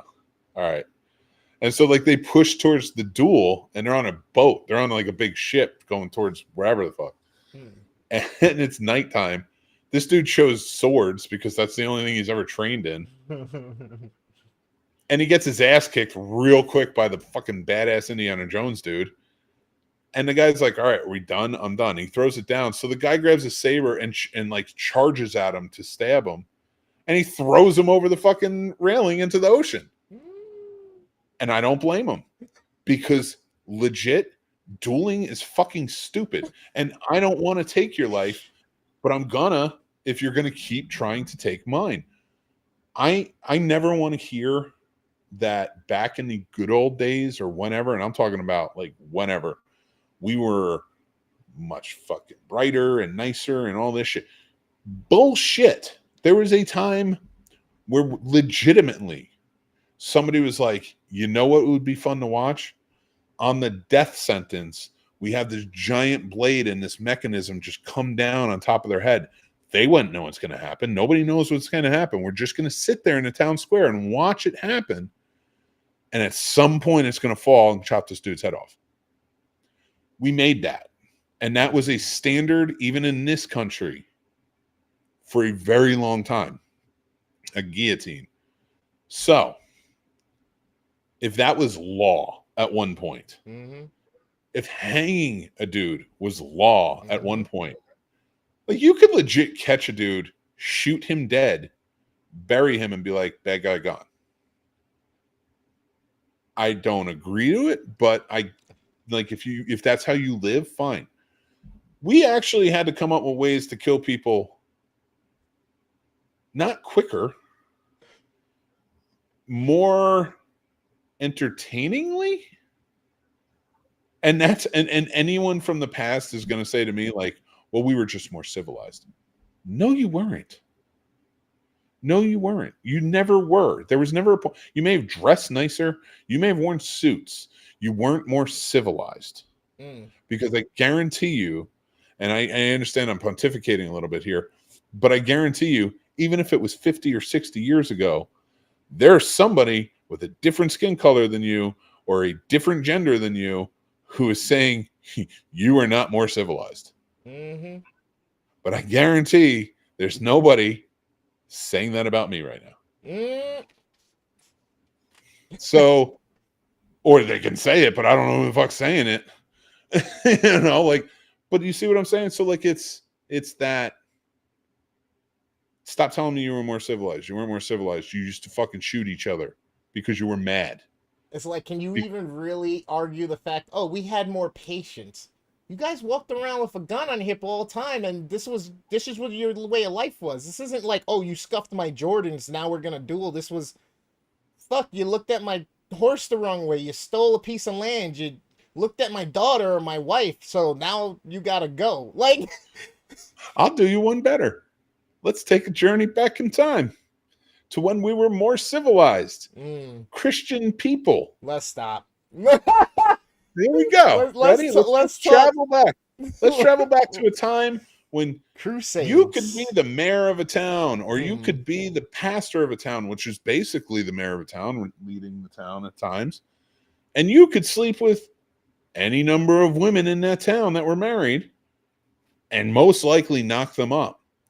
And you know what would happen when they would come to you in secret and say, I'm having a baby. He's going to ask. He would say you were a witch and have you drowned. And what did we do in this civilized country with that when so many women were being murdered because men didn't want to admit that they had affairs with them? So they just murdered these women.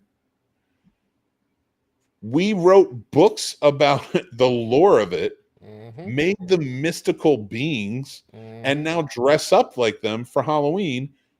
Not even scary anymore, sexy. So we have turned to a point of irony where these women who probably had it very hard in a time that was very hard and were being lured in by men of God and men of power and probably having extramarital affairs, were now being murdered for those extramarital affairs to keep it secret.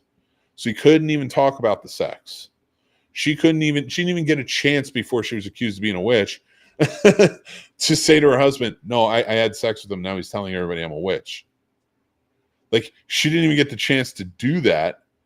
And now, 300-400 years later, literally women are dressing up as sexy versions of them and going out to get laid on Halloween.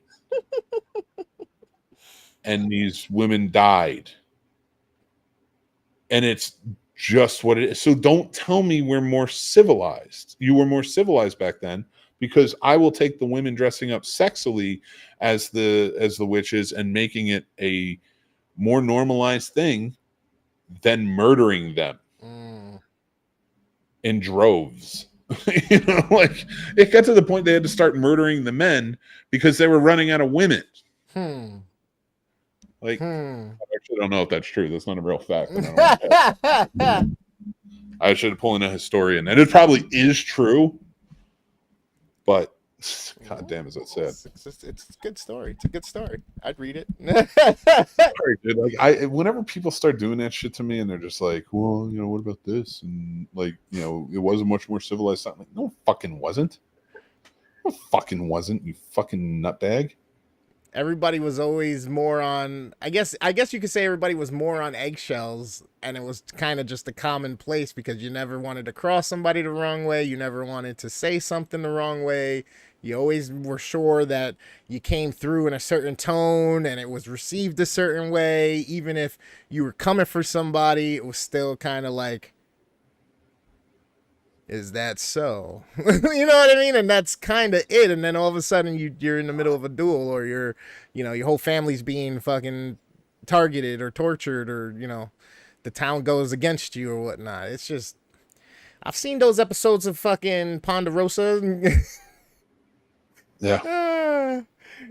Fucking Little House on the Prairie and fucking Bonanza and shit. No, but it's insane to think Fuck like that. I would assume that you just had to be always a little bit more PC or political, I guess, at that point in of time, because again, everybody understood consequences. Everybody lived short lives. Everybody's had somebody pretty much at some point that was fucking part of the duel, or lost their life because of some other shit, or was framed for some shit. And it is what it is. That's what homie from the town said, and he saw you, so we're locking you up. You know what I mean? So everybody Yeah, was a dude. little more touchy on certain things, I would say. Dude, But then they were all liquored up too the whole time. So it's like, what the fuck? not from 1930 to. Well, yeah, then it got dry a little bit, but Not from even that didn't 1928 get to dry. It just 19 got stronger. Dude, holy shit. Yeah. But my great grandfather owned a speakeasy, Okay. and that was where the police drank. Oh, wow. Not more wow. civilized, but more complacent. I see. This is where I disagree with you. I don't say that we're more complacent. I'm not saying that this generation is complacent. We're all complacent within our world of consumerism and everything else that we're fed. We're all complacent. We're all striving for the same bullshit that everybody was striving for 10, 15, 20, 25, 20, 100 years ago. It just looks a little different now. Right. My big thing with this is we are more civilized. We have people who aren't civilized, but I do think that it is shifting that balance of civilized, because I do think even people who you might consider uncivilized in certain ways are becoming, even in the past some odd years, more civilized. That is not to say that uncivilized pieces of shit do not exist. It's just we see them more now, I think, because in a whole, we agree this is not a way to be. This is not a way to go. This is not a way. And we ask more questions than they ever did. And that's where I think we're coming out of it. Are we are we a civilized generation? Absolutely not. And we won't be for a very long time. But I think it's on its way. We don't duel anymore. Yeah. No, we don't exist. We're all in the Matrix. Take the red pill. My fear is under what guise of what's gonna be the cost of that civilization, that civilized civilization. We've seen movies like SLM, we've seen movies like The Day After Tomorrow, we've seen movies like The Matrix and all this other shit, Terminator. Which route is it gonna end up going? That you think humans are just finally one day in one generation gonna be like, so glad we got to this point, and now we know all of the wrongs and what we shouldn't do and how we should run things, and it can be all fair for almost everybody type deal. You know what I mean? Or do you think it's gonna be like, nope, it has to be under some type of totalitarian or under some type of fucking dictatorship or something like that? You know what I mean? I don't think it needs to be. I think that's where it is. But I think that's where the civilized comes in. And I think it comes from a point, speaking to what you were asking, will we see that again? Yeah, I think we'll see that again before we get to it. But I think few and far between as we go on. There's always going to be people who want power. Yeah. There's always going to be people going after power. And it just comes down to the people and how much they're willing to let go of. And I think at a point in our lives, and that's why I love the United States, I love America, you do not get to see freedom. What's up, Stuart? You don't see freedom the way we see it. Like, yes, we talk about freedom, we talk about this, we talk about all that stuff. Yeah, there's a lot of shit that costs too much, but like idealistically, freedom, we have way more than almost every country. There's always something locking us down. Now, that doesn't mean that we don't have a government that does the same. So people can argue all aspects of it. I get it. It exists. What I'm saying is the level of freedom that we know here is really, truly unlike any other. And even now we're seeing when you start taking freedoms away, even if I agree with that freedom or not, and I'm talking to like the Roe v. Wade being overturned, and there are people who don't agree or are pro-life who are fighting and saying that was dirty and that was wrong. Mm-hmm. And there are people fighting it and just being like, this is a woman's body issue. Now, we may not agree with abortion, but you're coming after women's bodies more. Yeah, so like there's a lot to argue there. And there's a lot of aspects to it. But you start taking away certain freedoms, people push. And I think we're at a point right now where it's just kind of a subtle pushback. Mm. But if there's any more real push, and this is not an original quote. My father said this years ago, and I agree with him. And he's a stark conservative, but I still agree with him on this. There's no better fighting machine than an American who's pushed too far. Mm-hmm. And I'm not saying that to I do have a level of patriotism to me. I do love my country and I love where I'm from. That doesn't mean I'm unwilling to help other countries or support or learn about other cultures. Yeah. And that's the way it should be, But I do love my country. I love where I'm from. I love the people who are here. And even the people who are coming in this country, no matter how they are, they're American to me. So when I hear things like that or see things like that, I see people pushing back, and the newer generations especially are like, you fucked up our world. Mm-hmm. We don't want you anymore. And they're circumventing things. Mm-hmm. So it's tough. It all comes down to the time period you're in and the context you're in, because we can talk about civilization, being civilized, and or being, having civil rights and freedoms. But at the same time, if we think back to things like in eras of the Roman Empire, where that was a democracy and there was liberties and freedoms, but yet they had things like the fucking Colosseums and throwing people in the middle of it to kill each other for entertainment, or emperor who literally 14 years old decided to just release poisonous snakes into the crowds just to watch and see what happens as entertainment. You know what I mean? Or fill lies about townspeople or whatnot, even though they invited them in, impregnated them, and then, like you said, but then people had rights and freedoms there too to be able to do stuff. And then if we talk about our early generation of our country completely now, where do you feel we have the most freedoms? Is it back then when the Constitution was first made, because those were the guidelines and that's kind of how they stuck to things and that was it? Or do you think it's now where it's become this whole elaborate, over circumvented and over analyzed and over thought out, and everything gets down to the last little thing, and then it's worked in a way to make an agenda be the way it is for certain people who are in power? Like, I almost feel like at the beginning was the first time people truly had certain freedoms, and then we get into times of like the Wild West and then shit goes awry. Well, there's always some level of degree of freedom, especially when it's a new land. There's always going to be some level of, and now it's harder because we live in a world with 8 billion people. There's not a whole lot of new territory to conquer. So like space is the next one, and that's where you'll see like, oh yeah, I live on Mars now. Complete freedom. I'll do whatever I want. But there's always limitations to freedom. You can't walk outside in Mars, right? So my point to that is, we are at a point right now where America is in the transitional period of turning into an empire. And it has been for the last 40 years or so. Not to say that it wasn't set in motion many years before that. Mm-hmm. Of course it was. But it wasn't on that level. And I do think that at one time or another, we had a lot more imagination and a lot.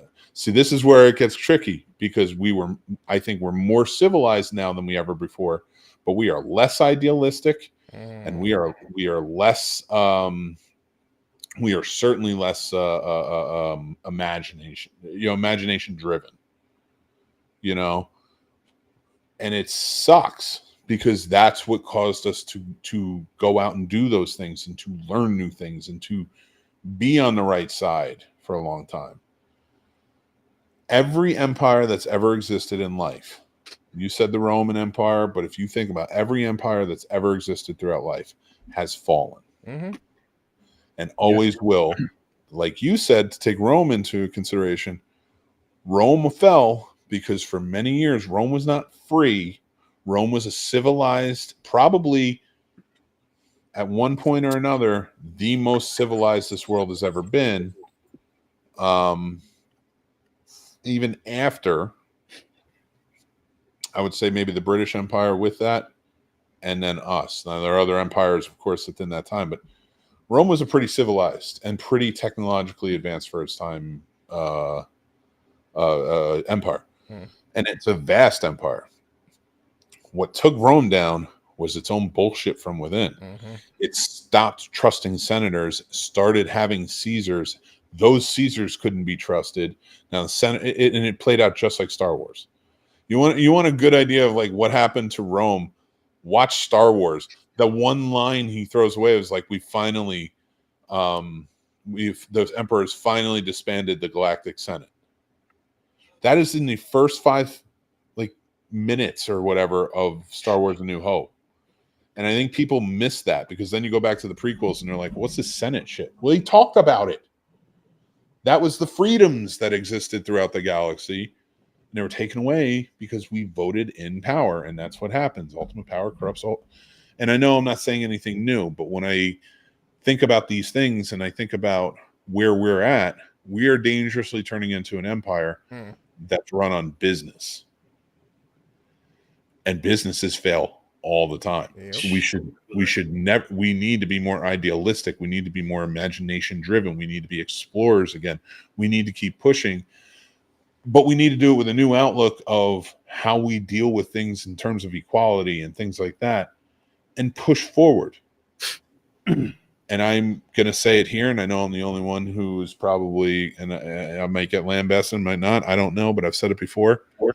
Until religion in a whole, but definitely Christianity in this country becomes the very much minority, we're never going to get anywhere. Interesting. That is not to say you shouldn't believe in God or you can't believe in God, or I think you're stupid to believe. I believe in God, believe in Jesus, but religion is what is destroying things. Because there's no progression. You can't hold on to the past and revere the past, which we shouldn't be doing anyway. We should be revering God, but like whatever. You can't revere the past. Take that past that you're revering, mold it however you want, from one church to the other, being different, how you tell everyone to be, and then turn around. And I'm not even talking about the controversies that go with churches. And then turn around, do all those things, do all those teachings, change things, and expect it to last forever. It's never going to last forever. So, not to say that, again, a sense of religion is important. A sense of a deity is important for a lot of people. That's a part of that imagination. I'm not saying, but if you're holding on to the past, it's going to stop progression. This is not what Mick at Night is. I just want to be high and talk about nerdy shit. I'm wondering what the fuck I walked in on, because I'm just like, a lot, man. I'm like, the past couple of Mick at Nights, we're laughing and shit. I even started that way. I popped in when I was at after the comedy show. I popped in. We were getting ready to leave Crossgates. Had to run and take a piss real quick. So I pop in the show, leave my comments. It was funny then. And I'm like, all right, let me hurry up, get home. Stop at Walmart, get home. They're talking shit, they're laughing. Then I come in and it's all this serious shit. I'm just like, well, that's why I was so quiet when I first came in. I was like, I don't even know what the fuck to say on this. It was only a few minutes before you started that it went down this road, which I didn't have any intent either. It's just the question just kind of rolled that way with something else that was said. I get it though, because I know how conversations can roll and grow and go and all that shit. So I get it. Dude, can I just say, you should have just stayed home. Fuck Sal Vulcano. That dude is the least funniest Joker. And that's saying something, because Murr's not fucking funny either. I find them all funny. But no, he was funny. He has a pretty funny stand-up. Pretty funny. It's not like I didn't find him hilarious, but it was funny. He's the whiny one. Like, okay, here's the problem. I love the fucking Jokers. And I love because that was us. Like, that's what you did. That's the fun you had. You fucked with each other in different public places. Even still now to this, like, that's just guy friendship. Literally guy friendship. Like, here's where listen. Here's how I'm gonna explain guy friendship for everybody out there. For everybody.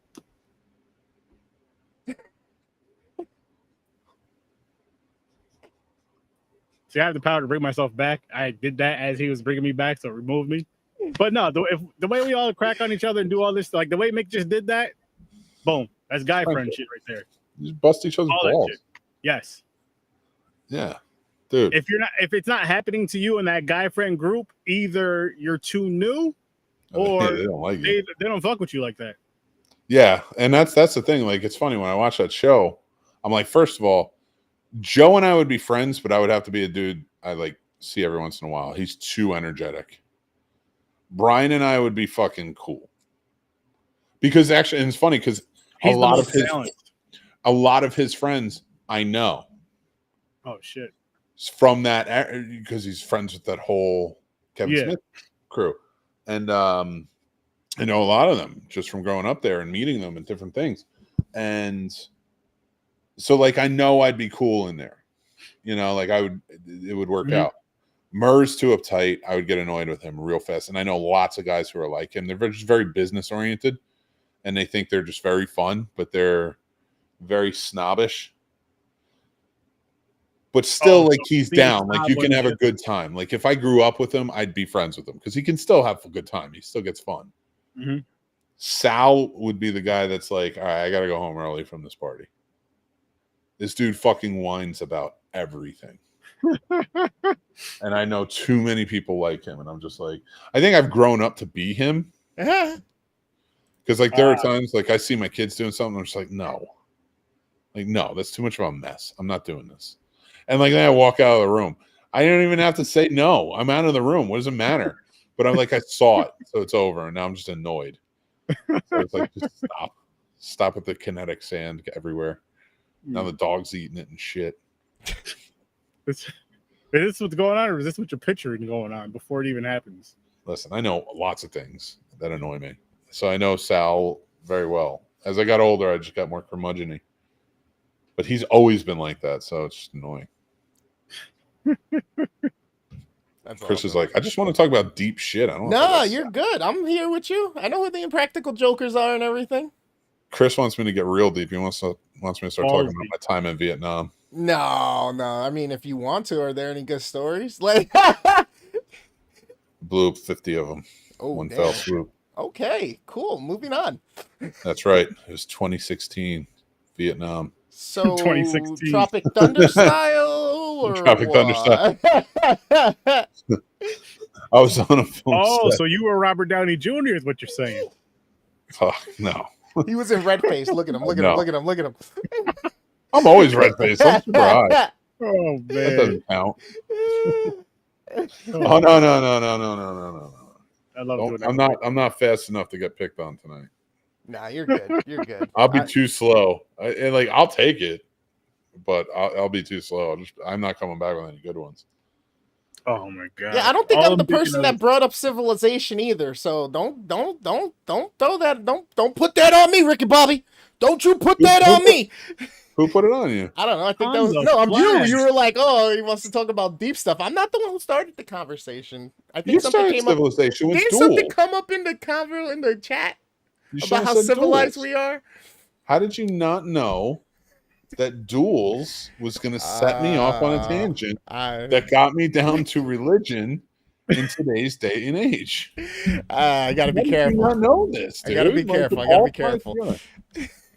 Dude, there's just one guy's show that I don't know if I'm probably never going to be asked back, but whatever.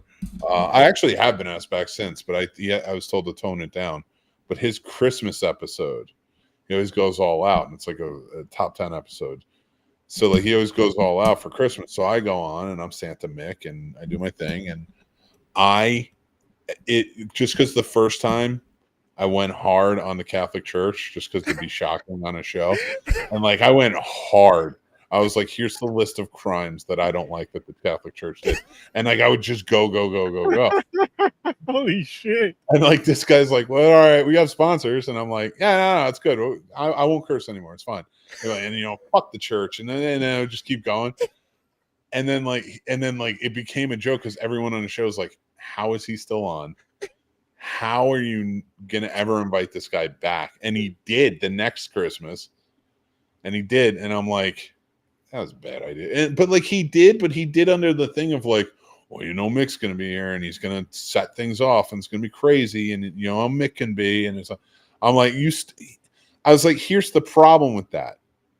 If you had just said, like, dude, can you tone down? Let's not do that. Yep, no problem. I'm professional. I can do it. But I'm also not civilized. So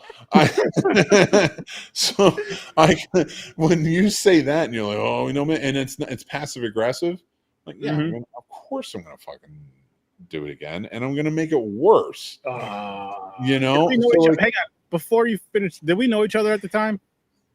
Yeah, I think so. I think at least by the second one we did. You should have tried to get your black brother in there, maybe even your Puerto Rican one too, and James. We'd all over there and say some crazy. He has a black co-host, so like, I mean, there are some. I'm just saying, just to have your back in that situation where I was like, oh, it's just Mick gonna be Mick again. Then like, all right, he has to make it up. We got to make it up with him.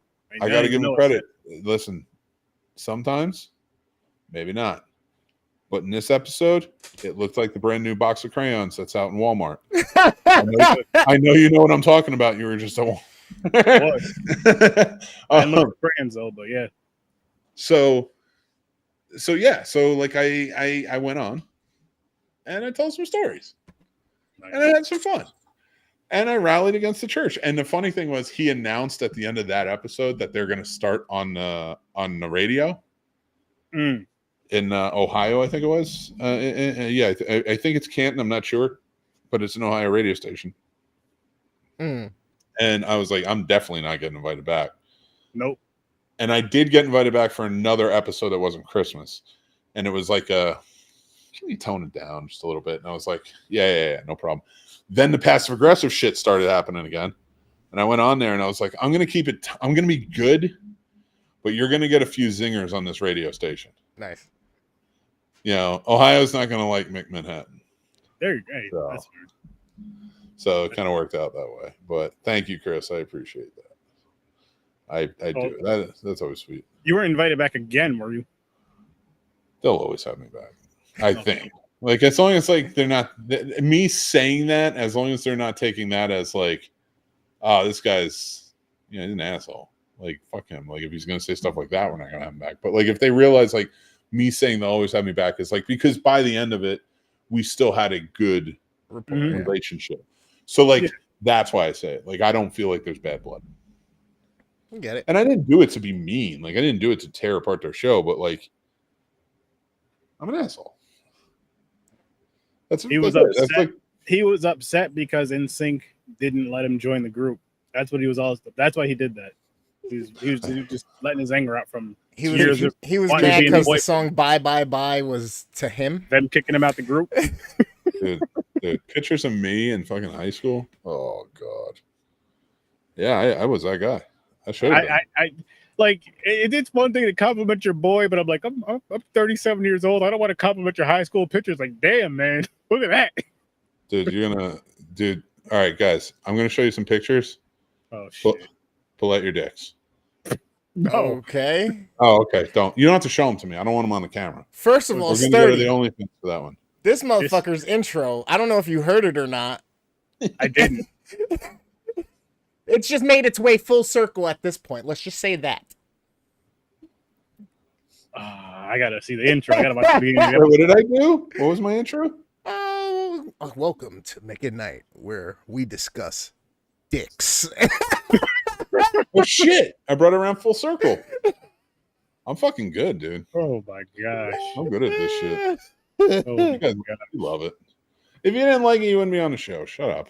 I don't want to hear it. I was dying, bro. So here you go. All right. So here I am in high school. It's me on the right. Fucking looking cool. My Bulls jacket, my starter jacket. Yeah, boy. Then here's me at show and tell with my grandmother's Holocaust pillow. Oh, nice. That's that is not a Holocaust pillow. I took that off another teacher's desk. Okay.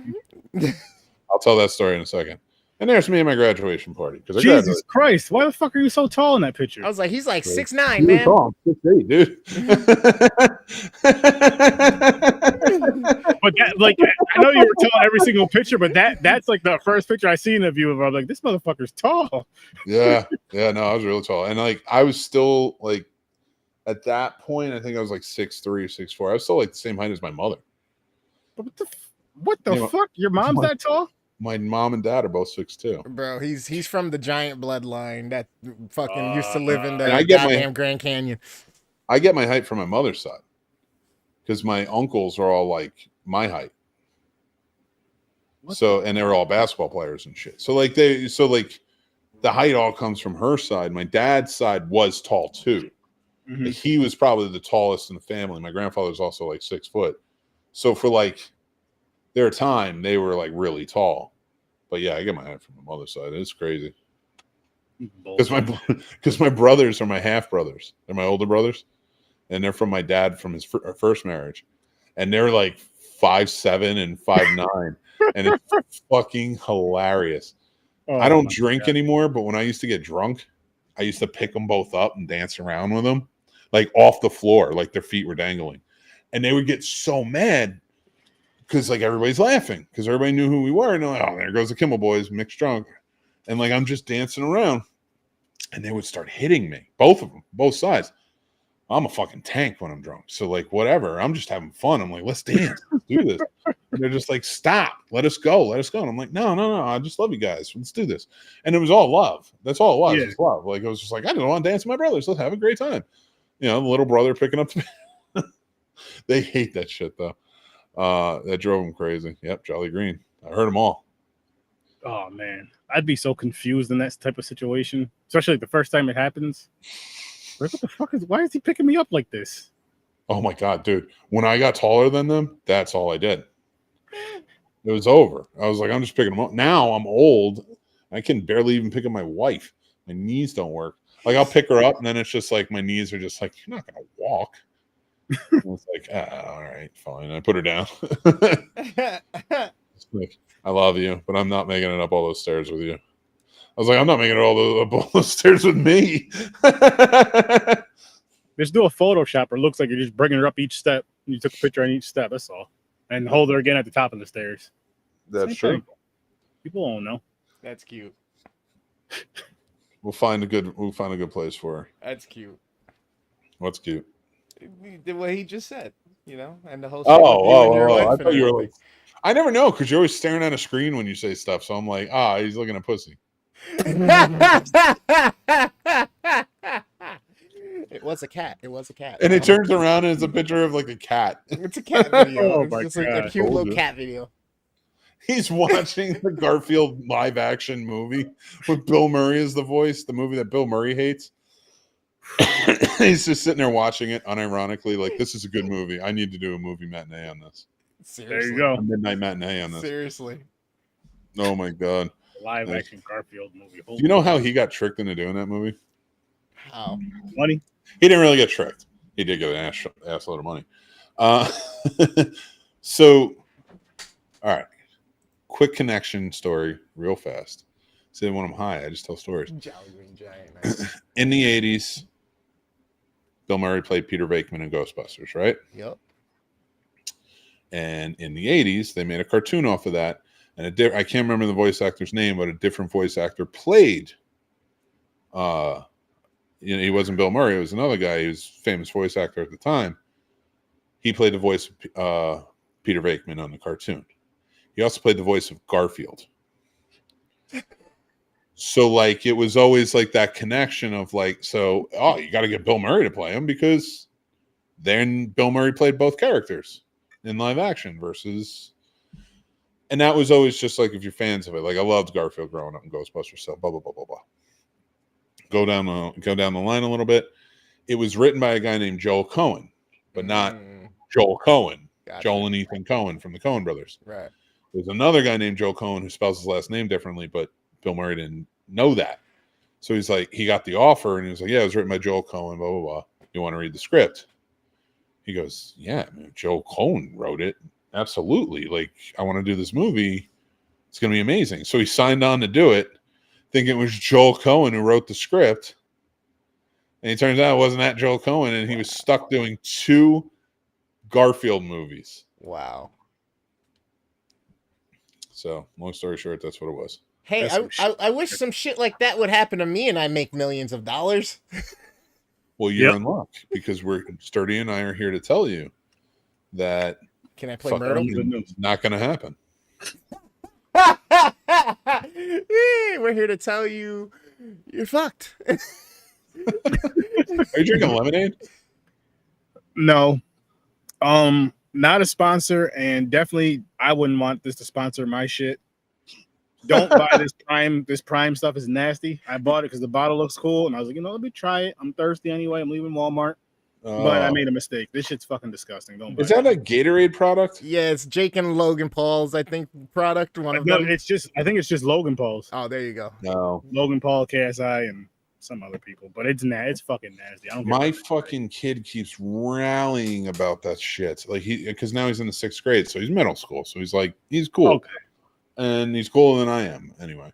And he comes home and he's like, I need Prime for football practice. And I'm like, the fuck is Prime? What are you talking? You drink a bottle of water. What are you talking about? And he's just like, no, Prime. Everybody's drinking Prime. And I'm like, that shit isn't happening. I don't know what Prime is.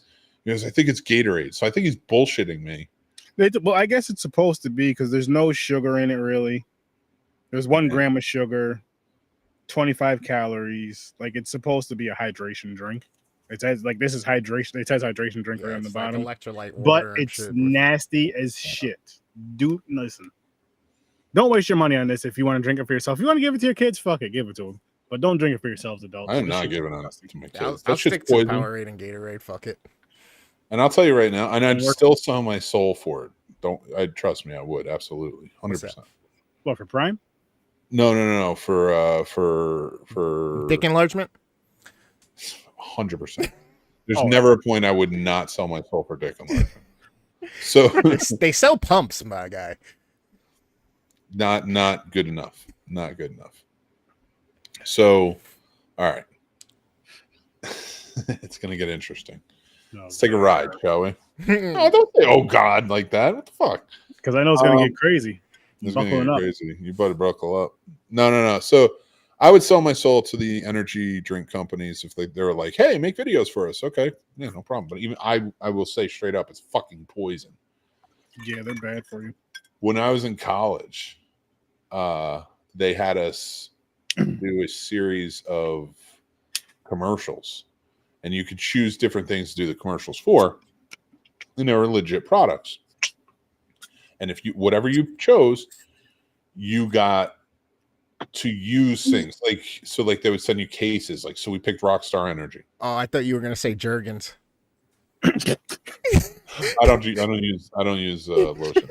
So, we don't. What? No, that's why my elbows are ashy. So we get to Rockstar Energy drink, and we have to make a bunch of commercials for them. But they gave us like fucking pallet of Rockstar Energy drinks. And I was the producer of this shit. So they went to my house, and it was like when we needed them, I would bring them. I didn't have any place to fucking put them. So by the end of it, like we filmed a lot, and it was like, drink however fucking many you want. We got to shoot all night. Let's do this shit. And shit you not, by the end of it, I still had like 10 cases of this shit, and I just kept drinking it for finals and everything else to keep me going. My piss was fucking nuclear. Mm-hmm. And I'll never drink another energy drink again. I got so sick. Mm. Yep. No, That's- thank you. Yeah, I don't want that. I'm not gonna lie to you and say I'll never drink one again because I know I'm going to, but I don't drink them very often. You're gonna die. I just Oh, I'm want gonna to die anyway. That's gonna happen anyway. But you're gonna die like tomorrow. At least stay Eh. preserved, If it's in the cards, bro. You guys remember a little thing called Jaeger bombs? I've Mhm. never had one. I'm from New Jersey, dude. All right, so Red Bull You have to and drink one to Jägermeister. drink it whole. Yeah, Red Bull and Jägermeister, right? I'm pretty sure that was it. Yeah, Jägermeister, and you'd get the shot of Red Bull. Oh no, you'd have Red Bull in the cup, and you get the shot of Jägermeister, and you drop it in. and then fucking. Yeah. Bro, after a night of that shit and drinking a few Red Bulls, and I could not. It was the worst case of the spins with the I want to fall asleep, but I can't, and I can't do nothing either way, and my heart was palpitating. I swear to God, bro. I was in the room. I was in my ex's spare room at her parents' house, And I was like, oh my God, oh my God, oh my God, oh my God. And her father came in. It must have been, I don't know, 4 a.m. And I had to go to work the next day Yeah. at like 7:30. He's like, "Bah, what the fuck is going on? Like, why, what's happening?" And I'm like, I am dying. I am dying. I am dying. I am dying over and over. And he's just like, what the fucker? Feel my chest. He comes over, put his hand on my chest. He was like, Concho, bro, you're fucking dying. And I'm just sitting there like I can't fall asleep. I can't do nothing. I don't know what the fuck to do. I'm also spinning here. I'm out of control. I'm in a tailspin. I am fucking about to hit the ground. I just want to hit the ground. Let me hit the ground. Where's the ground? Chris, they attached a bomb to your heart. If it stops beating, we all die. Fucking pull all the wires. Let's let that bitch explode. I need this shit to end. Dude, Chris had like a Jaeger bomb and it turned into Crank 2. Jaeger bombs. Lady Manhattan loves that shit. She loves the Jaeger bombs. Well, she doesn't do it much anymore, but Yeah, I can't. After that shit, never again, bro. I barely touch Red Bull or Monster or anything like that nowadays, bro. Rarely. You'll appreciate this. So, when I was in college, I used to go to this bar and I used to get real fucking hammered. Right before I started working there as the karaoke. And like I would get hammered, but like it was like a normal, like, oh yeah, that's Mick's good. He'll get home, he'll walk home. This was a night where I am not proud of anything. Uh-oh. I was so blackout drunk. He said the N-word. No, Yo, stop it. No. I had to. No. To his I said wife a while lot. walking I home. said Like, a yo, lot man. worse. No. Oh wow. No. I did. No, You went full in Kanye on him. In fact, I had to retrace my footsteps because I woke up. I remember the 4th Irish car bomb.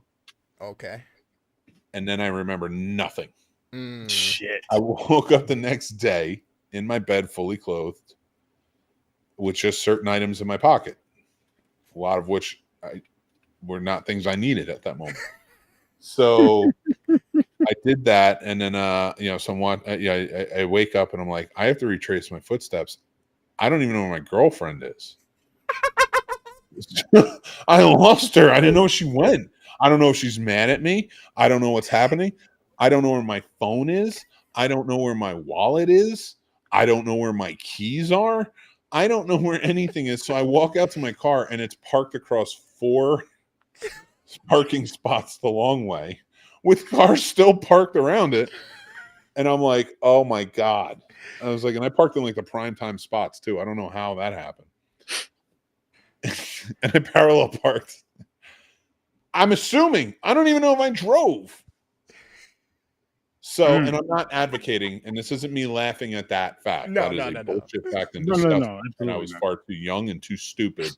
And that is something I learned a very hard lesson on. So, and do not do. I don't even drink. So, I learned my lesson. And I'm not laughing at that fact, but the fact that things are so wild that it was just fucking crazy. And again, I don't even know if I did drive, you know? So I go, I'm like, the only place I could go is go back to the bar. They have my phone. And there's like 100 missed calls. Because there's school. So I have people like trying to reach out to me. I have other people from all over trying to reach out to me. My girlfriend sent a lot of text messages. She was not happy. So then I go to her house. Because the keys are in the car, by the way. The keys are in the car. I still don't know where my wallet is. So the whole day turns into this like me investigating from one spot to the next, trying to figure out and piece together the night. So I went home that night and I wrote a treatment for it. And it was about a guy who got blacked out drunk and the next day woke over with terrible hangover and had to investigate why people were trying to kill him because he remembers nothing. And I was going to make it like a thriller comedy sort of thing. Lo and behold, a few years later, I was going to say, The Hangover comes out. I was like, fuck you guys. I called mine The Hangover too. But oh shit.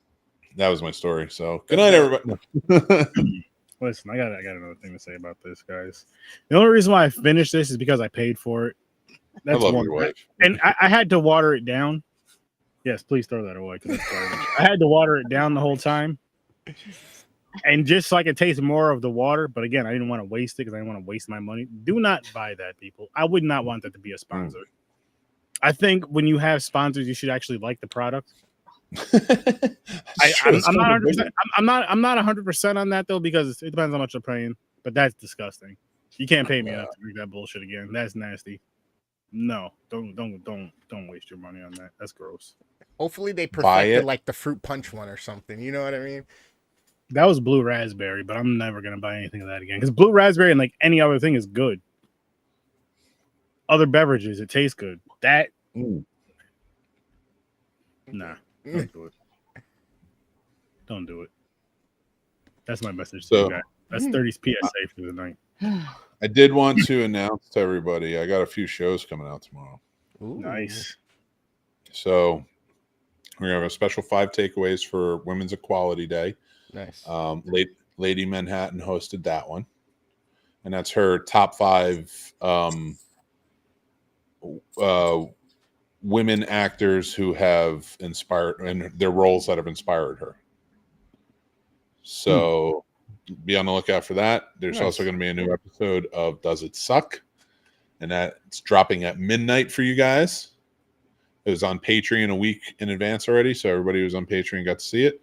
But it will be dropping at midnight for special for you guys. So make sure that you guys check that out. That's on the Last Man Standing. Actually starring Bruce Willis. We were talking about action movies. If you haven't checked that one out, you should. I like that. I think it was good. So there's your tidbit to whether I thought it sucked or not. But now you don't have to watch the video. What do you guys have coming up? I'm literally about to start playing Fortnite. It's Motha Fortin Fortnite Friday here with your boy, the worst damn gamer ever. So get in here. I'm about an hour and 14 minutes late right now to my own stream with other people that I play with. So about that. About that. I love it. He's late. He is late. Well, dude, whatever. You're supposed to... What does that mean? Wait, is that a thing? Is that what, brown people being late? I've never heard that about Puerto Ricans? They're late. All the time. All of us. All the time, really? All of us. Yeah, but you heard my wife. She just said all the time. I grew up in Little Puerto Rico in Jersey City. Oh, they were always late. You know what, though? I do remember the mornings. The streets were very clear. That's because they were still getting ready or just getting up. No, at time having their cafe bustelo, you know? I never knew that because, like, I've worked with. I know a lot of Puerto Rican people, and but late has never been a stereotype I've heard. So. Let me hook you up here, my brother. There's a thing called CP time. You feel me? And there's a thing that we run by, and it's always, if we say 3, we mean 3:34 o'clock. I was almost going to make a joke that connected to our previous conversation a little while ago, but Sturdy wasn't fully here for that conversation. So if he didn't hear that part, he's going to get really offended. I'm trying to remember what part myself. Anyone out of context? Well, I was going to say when you said that, I was going to like, well, I guess I'm just more civilized than you, but say it as a joke because we were talking about civilized things. And I was like, but you know that's going to come off. Like, I have to explain this now because we're on a show. No, you don't hear that and be like, "That shit's funny." We just figured out there's numbers on the sundial. Here, listen. Here. I'll explain it for you. Stop being so soft, everybody. You see that we're a group of friends just cracking some jokes. Shut the fuck up with your feelings. Mind your fucking business. I'm not upset about it. Chris ain't upset about it. Mick ain't upset about it. If you're upset about it, change the channel. Yo, that's because people who are civilized aren't upset about things. So my watch is fucked up because the sun is down, and right now the light from my room is telling me it's 6 p.m., but I feel like it's midnight. So I don't know what to believe. My internal clock. It's 11:16. So you're not even late for your own thing. No, it was supposed to be at 10. Oh, there you are. You're super late. What happened to Chris? I thought he was going to join in. I don't know. He's white. They're not reliable either. So did you just say that he's unreliable? Oh shit! Yeah. I'm watching Jackie He's on a Johnson? yacht somewhere doing his taxes or something, you know. He's wearing his moccasins, his boat shoes, you know, making sure his credit score's still at 800. I think he's staying away from boats for right now. Oh man. Just in case. Dude, I'm on my buddy Ward. My buddy Ward every Friday night hosts a movie watch party on Cosme. So we can all just be in the chat and watch the movie that he puts on. He calls What it the hell is Ward's Cosme? It's a different. I'll show it to you. It's pretty cool. In fact, I'll send you the link. You guys can join in. He invites anybody who wants to be a part of it. Because I may want because I'm looking for another place to do watch parties. So Nice. They're very cool. Super racist. No. Wow. Man, let's go, Sturdy. Let's convert them. They're awesome. They're very cool. Yeah, but they watch and it's not just horror movies. He'll put on all type of cult stuff, things like that. So put it on. It usually starts at midnight. He calls it Ward's Dirty Basement. So he'll show clips of stuff or things like that. Sometimes he'll show Night Court reruns, which is cool. Oh, nice. And then he gets into the movies and he curates them every week. And so we go and I'll hang out if I can. It's late. I fall asleep, but it's always a good time. But I guess he says we aren't. That's way too good for the basement. That's awesome. So so I'm gonna see. I'm gonna see if he can let me broadcast here, and we'll see what he's watching. There you go. Oh man, there you go. I was when you were like, they're super good, they're super. I was like, okay, so I gotta go do my whites real quick. I'll be right back. What? No, that's not what I was doing. I wanted to see if you're showing any horror movies. So No. You said you had made a joke that they're super racist, and you're like, no, I'm kidding. They're great guys. And I was literally, as you finished saying that, before you interjected, they're super great. They're not actually racist or nothing. I was about to be like, okay, I gotta go do my white sheets real quick. I gotta be accepted when I show up. He has to go put his hood on. That's it. I gotta go get my whites done. Get my load of laundry in.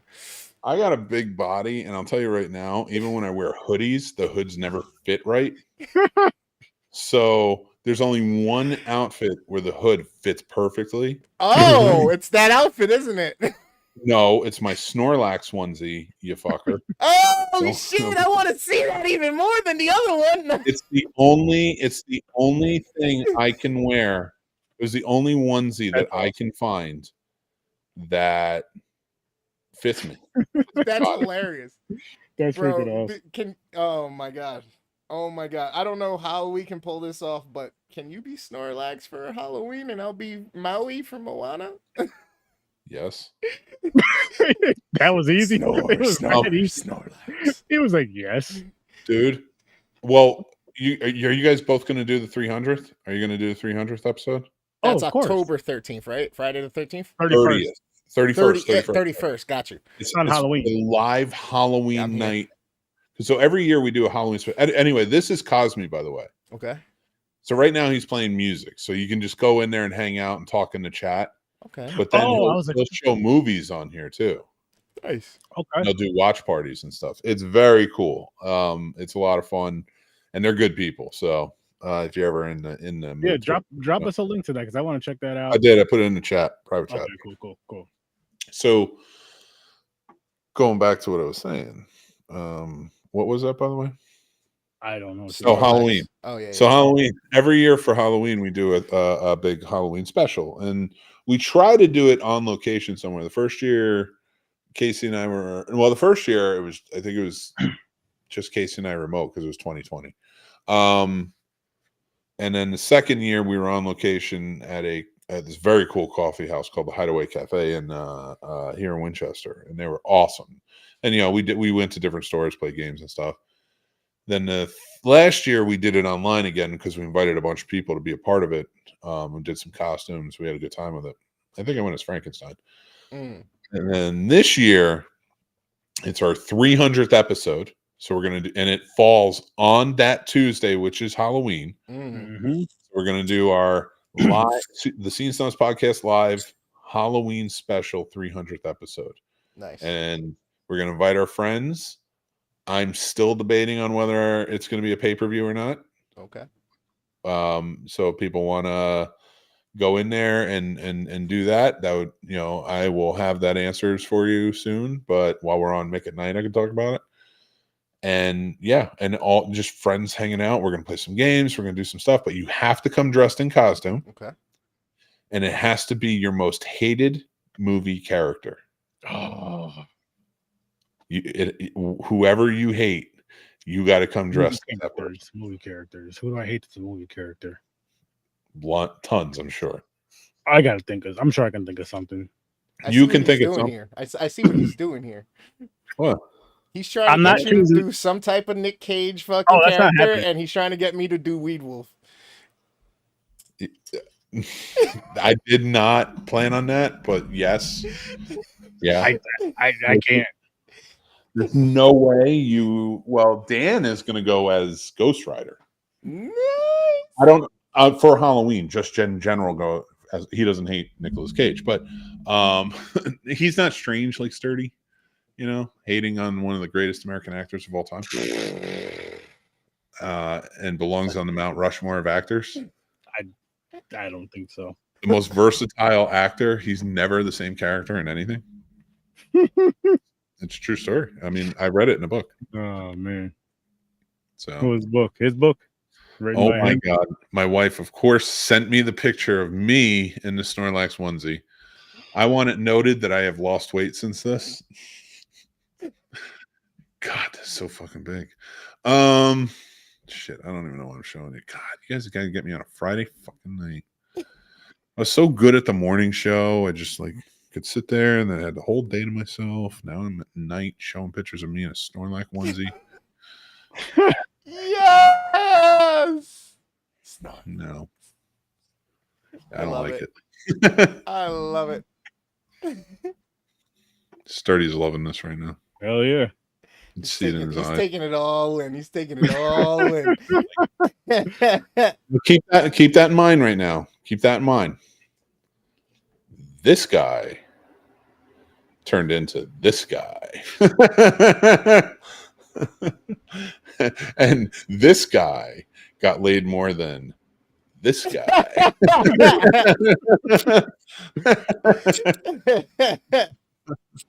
Love it. Hilarious. Love it. That's awesome. Although, and I'll tell you, this guy had a secret girlfriend. Ooh. And it is a very interesting story. Ooh. And when I reach 5,000 subscribers, nice. I will tell that tale, and it is worth it. That's awesome. On a Make It Night, because that's the Wild show. Why? So here's the funny thing. So here's a good part. So I'm doing this guest co-host thing, right? And there's certain times where I blocked it out where I don't have to do the guest co-host thing, and that's the 31st because we're doing the show. We're doing it's a Halloween special, so I don't want a guest co-host just signing up for that. You know what I mean? But October 6th is our 4-year anniversary for the podcast. So actually, I would love to get your opinion on this. Either I can have it on I think it's the 3rd, which is that Tuesday. So I can have the show on that Tuesday and just do the normal 4-year anniversary show saying it's coming up. It's the week of our anniversary. Mm-hmm. Or do it on Friday on the 6th. I think I might keep it on that Tuesday and just say, hey, happy anniversary to the Scene Science Podcast. It's coming up on the 6th. But we used to always do the episode before the anniversary podcast as the fuck off episode. I feel like the fuck off should be the one where you don't have to. That should be the Make It Night episode. The 6th one, Subvert, 6 years of the scene sounds more of a fun, less structured kind of just whatever. Well, the fuck off episode. The fuck off episode is for us to purge everything throughout the year that pissed us off. In this, so when we get to that, we start anew. I like it. So I'm thinking about moving that to the anniversary episode. and then just having the fuck off episode with the ranting and the raving, and then maybe some guests who want to pop in and talk about the anniversary, but nothing major like the 300th episode. But like maybe just pop in, we'll have some fun conversation, talk about stuff. So I'm thinking that, and then but make it the fuck off episode where we'll just talk about the shit that pissed us off throughout the year, and then start year 5 off right. Especially I'm with it. 300. So that's always been like the purge episode. Like we just go a little crazy and we have some fun with it. Yeah.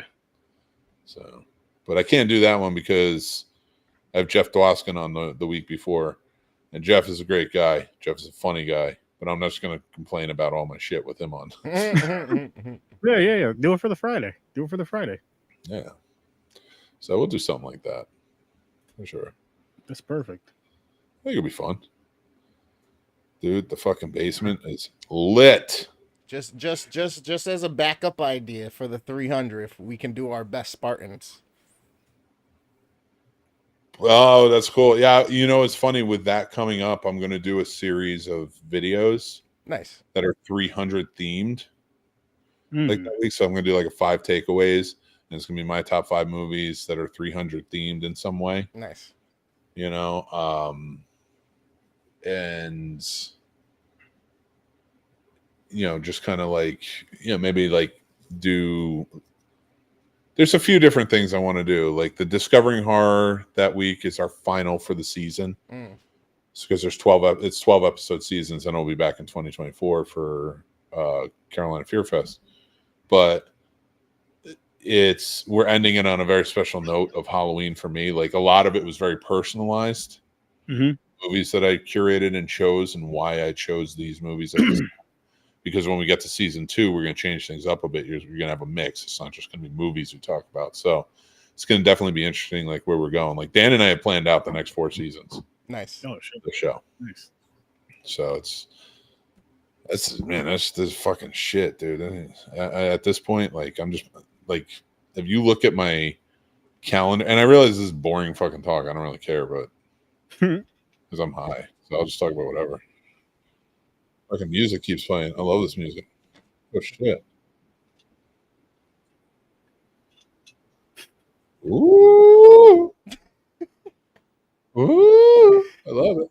This mofo. I fucking love this. His guy is over there dancing. To something I want to do it right now. I just want to dance. Just dance. It'll be okay. Such a good Mix song. dance to the record, babe. Make dance. Oh, I don't even know how much of this I'm allowed to actually play. I can hear it, so we're good. But I'm sorry, I have to excuse myself. I'm being yelled at. My comms are going off. Yeah, I'm at this point. I'm like scheduling shows. Nah, you're I don't good. even know what I'm talking about at this point anymore. So, oh shit. So we should probably end it here. I'm gonna go cry myself to sleep, thinking about all the little darlings that, you know, we're taking in civilized times. Gotcha. Remember the atrocities. Stay civilized. Never forget. Stay civilized. Oh man, All I right. love it. All right, get out of here, You're good. Chris. I'll say goodbye to Sturdy myself. Sturdy, I'll talk to you Yes. soon. I'll see you sir. tomorrow. Hell yeah, Nick, Popcorn. thank you as always. Thank you. Chats, Yes, sir. y'all rock. Appreciate y'all. If y'all want to get down on the game or anything else, you know where to find me. Yep, go check them out. Worst damn gamer ever. That's it. Thanks, guys. Later, Gators. Later, brothers. Peace out, man. Sturdy, you came late, I so did. I would like you to tell everybody about yourself, what you do, where you are, who you are, why you are, when you are. That's a lot. How-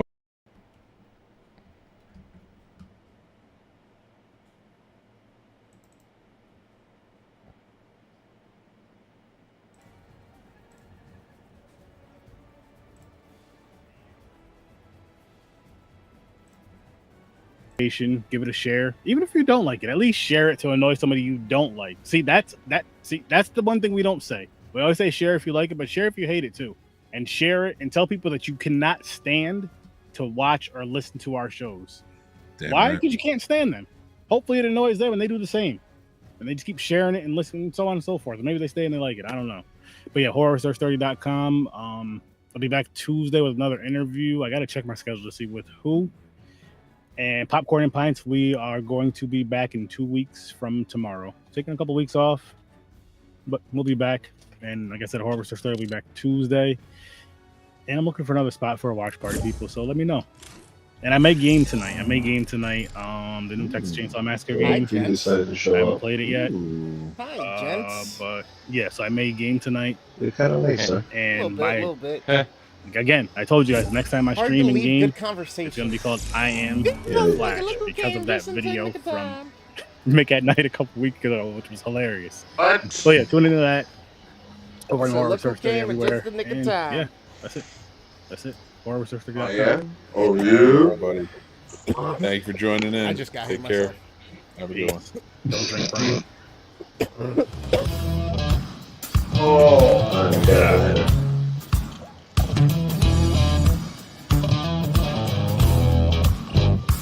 Let's slow this out.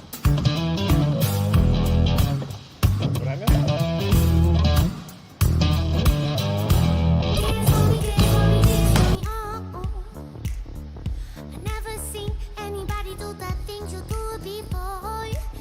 Don't start.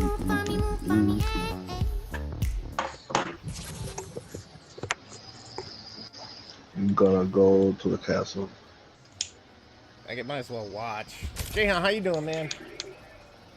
Man, I've been fucking busy. It's good. Awesome. No, I'm being targeted. I was making a new logo, but I didn't like the way it came out. Okay. Took me damn near an hour and a half to do it. Don't do that. You know, I had a hater and they were talking about, no, that don't even look like you. I was like, you know what? You so right. That's funny. I mean, it was me, but it was just, you know, something different. Got you.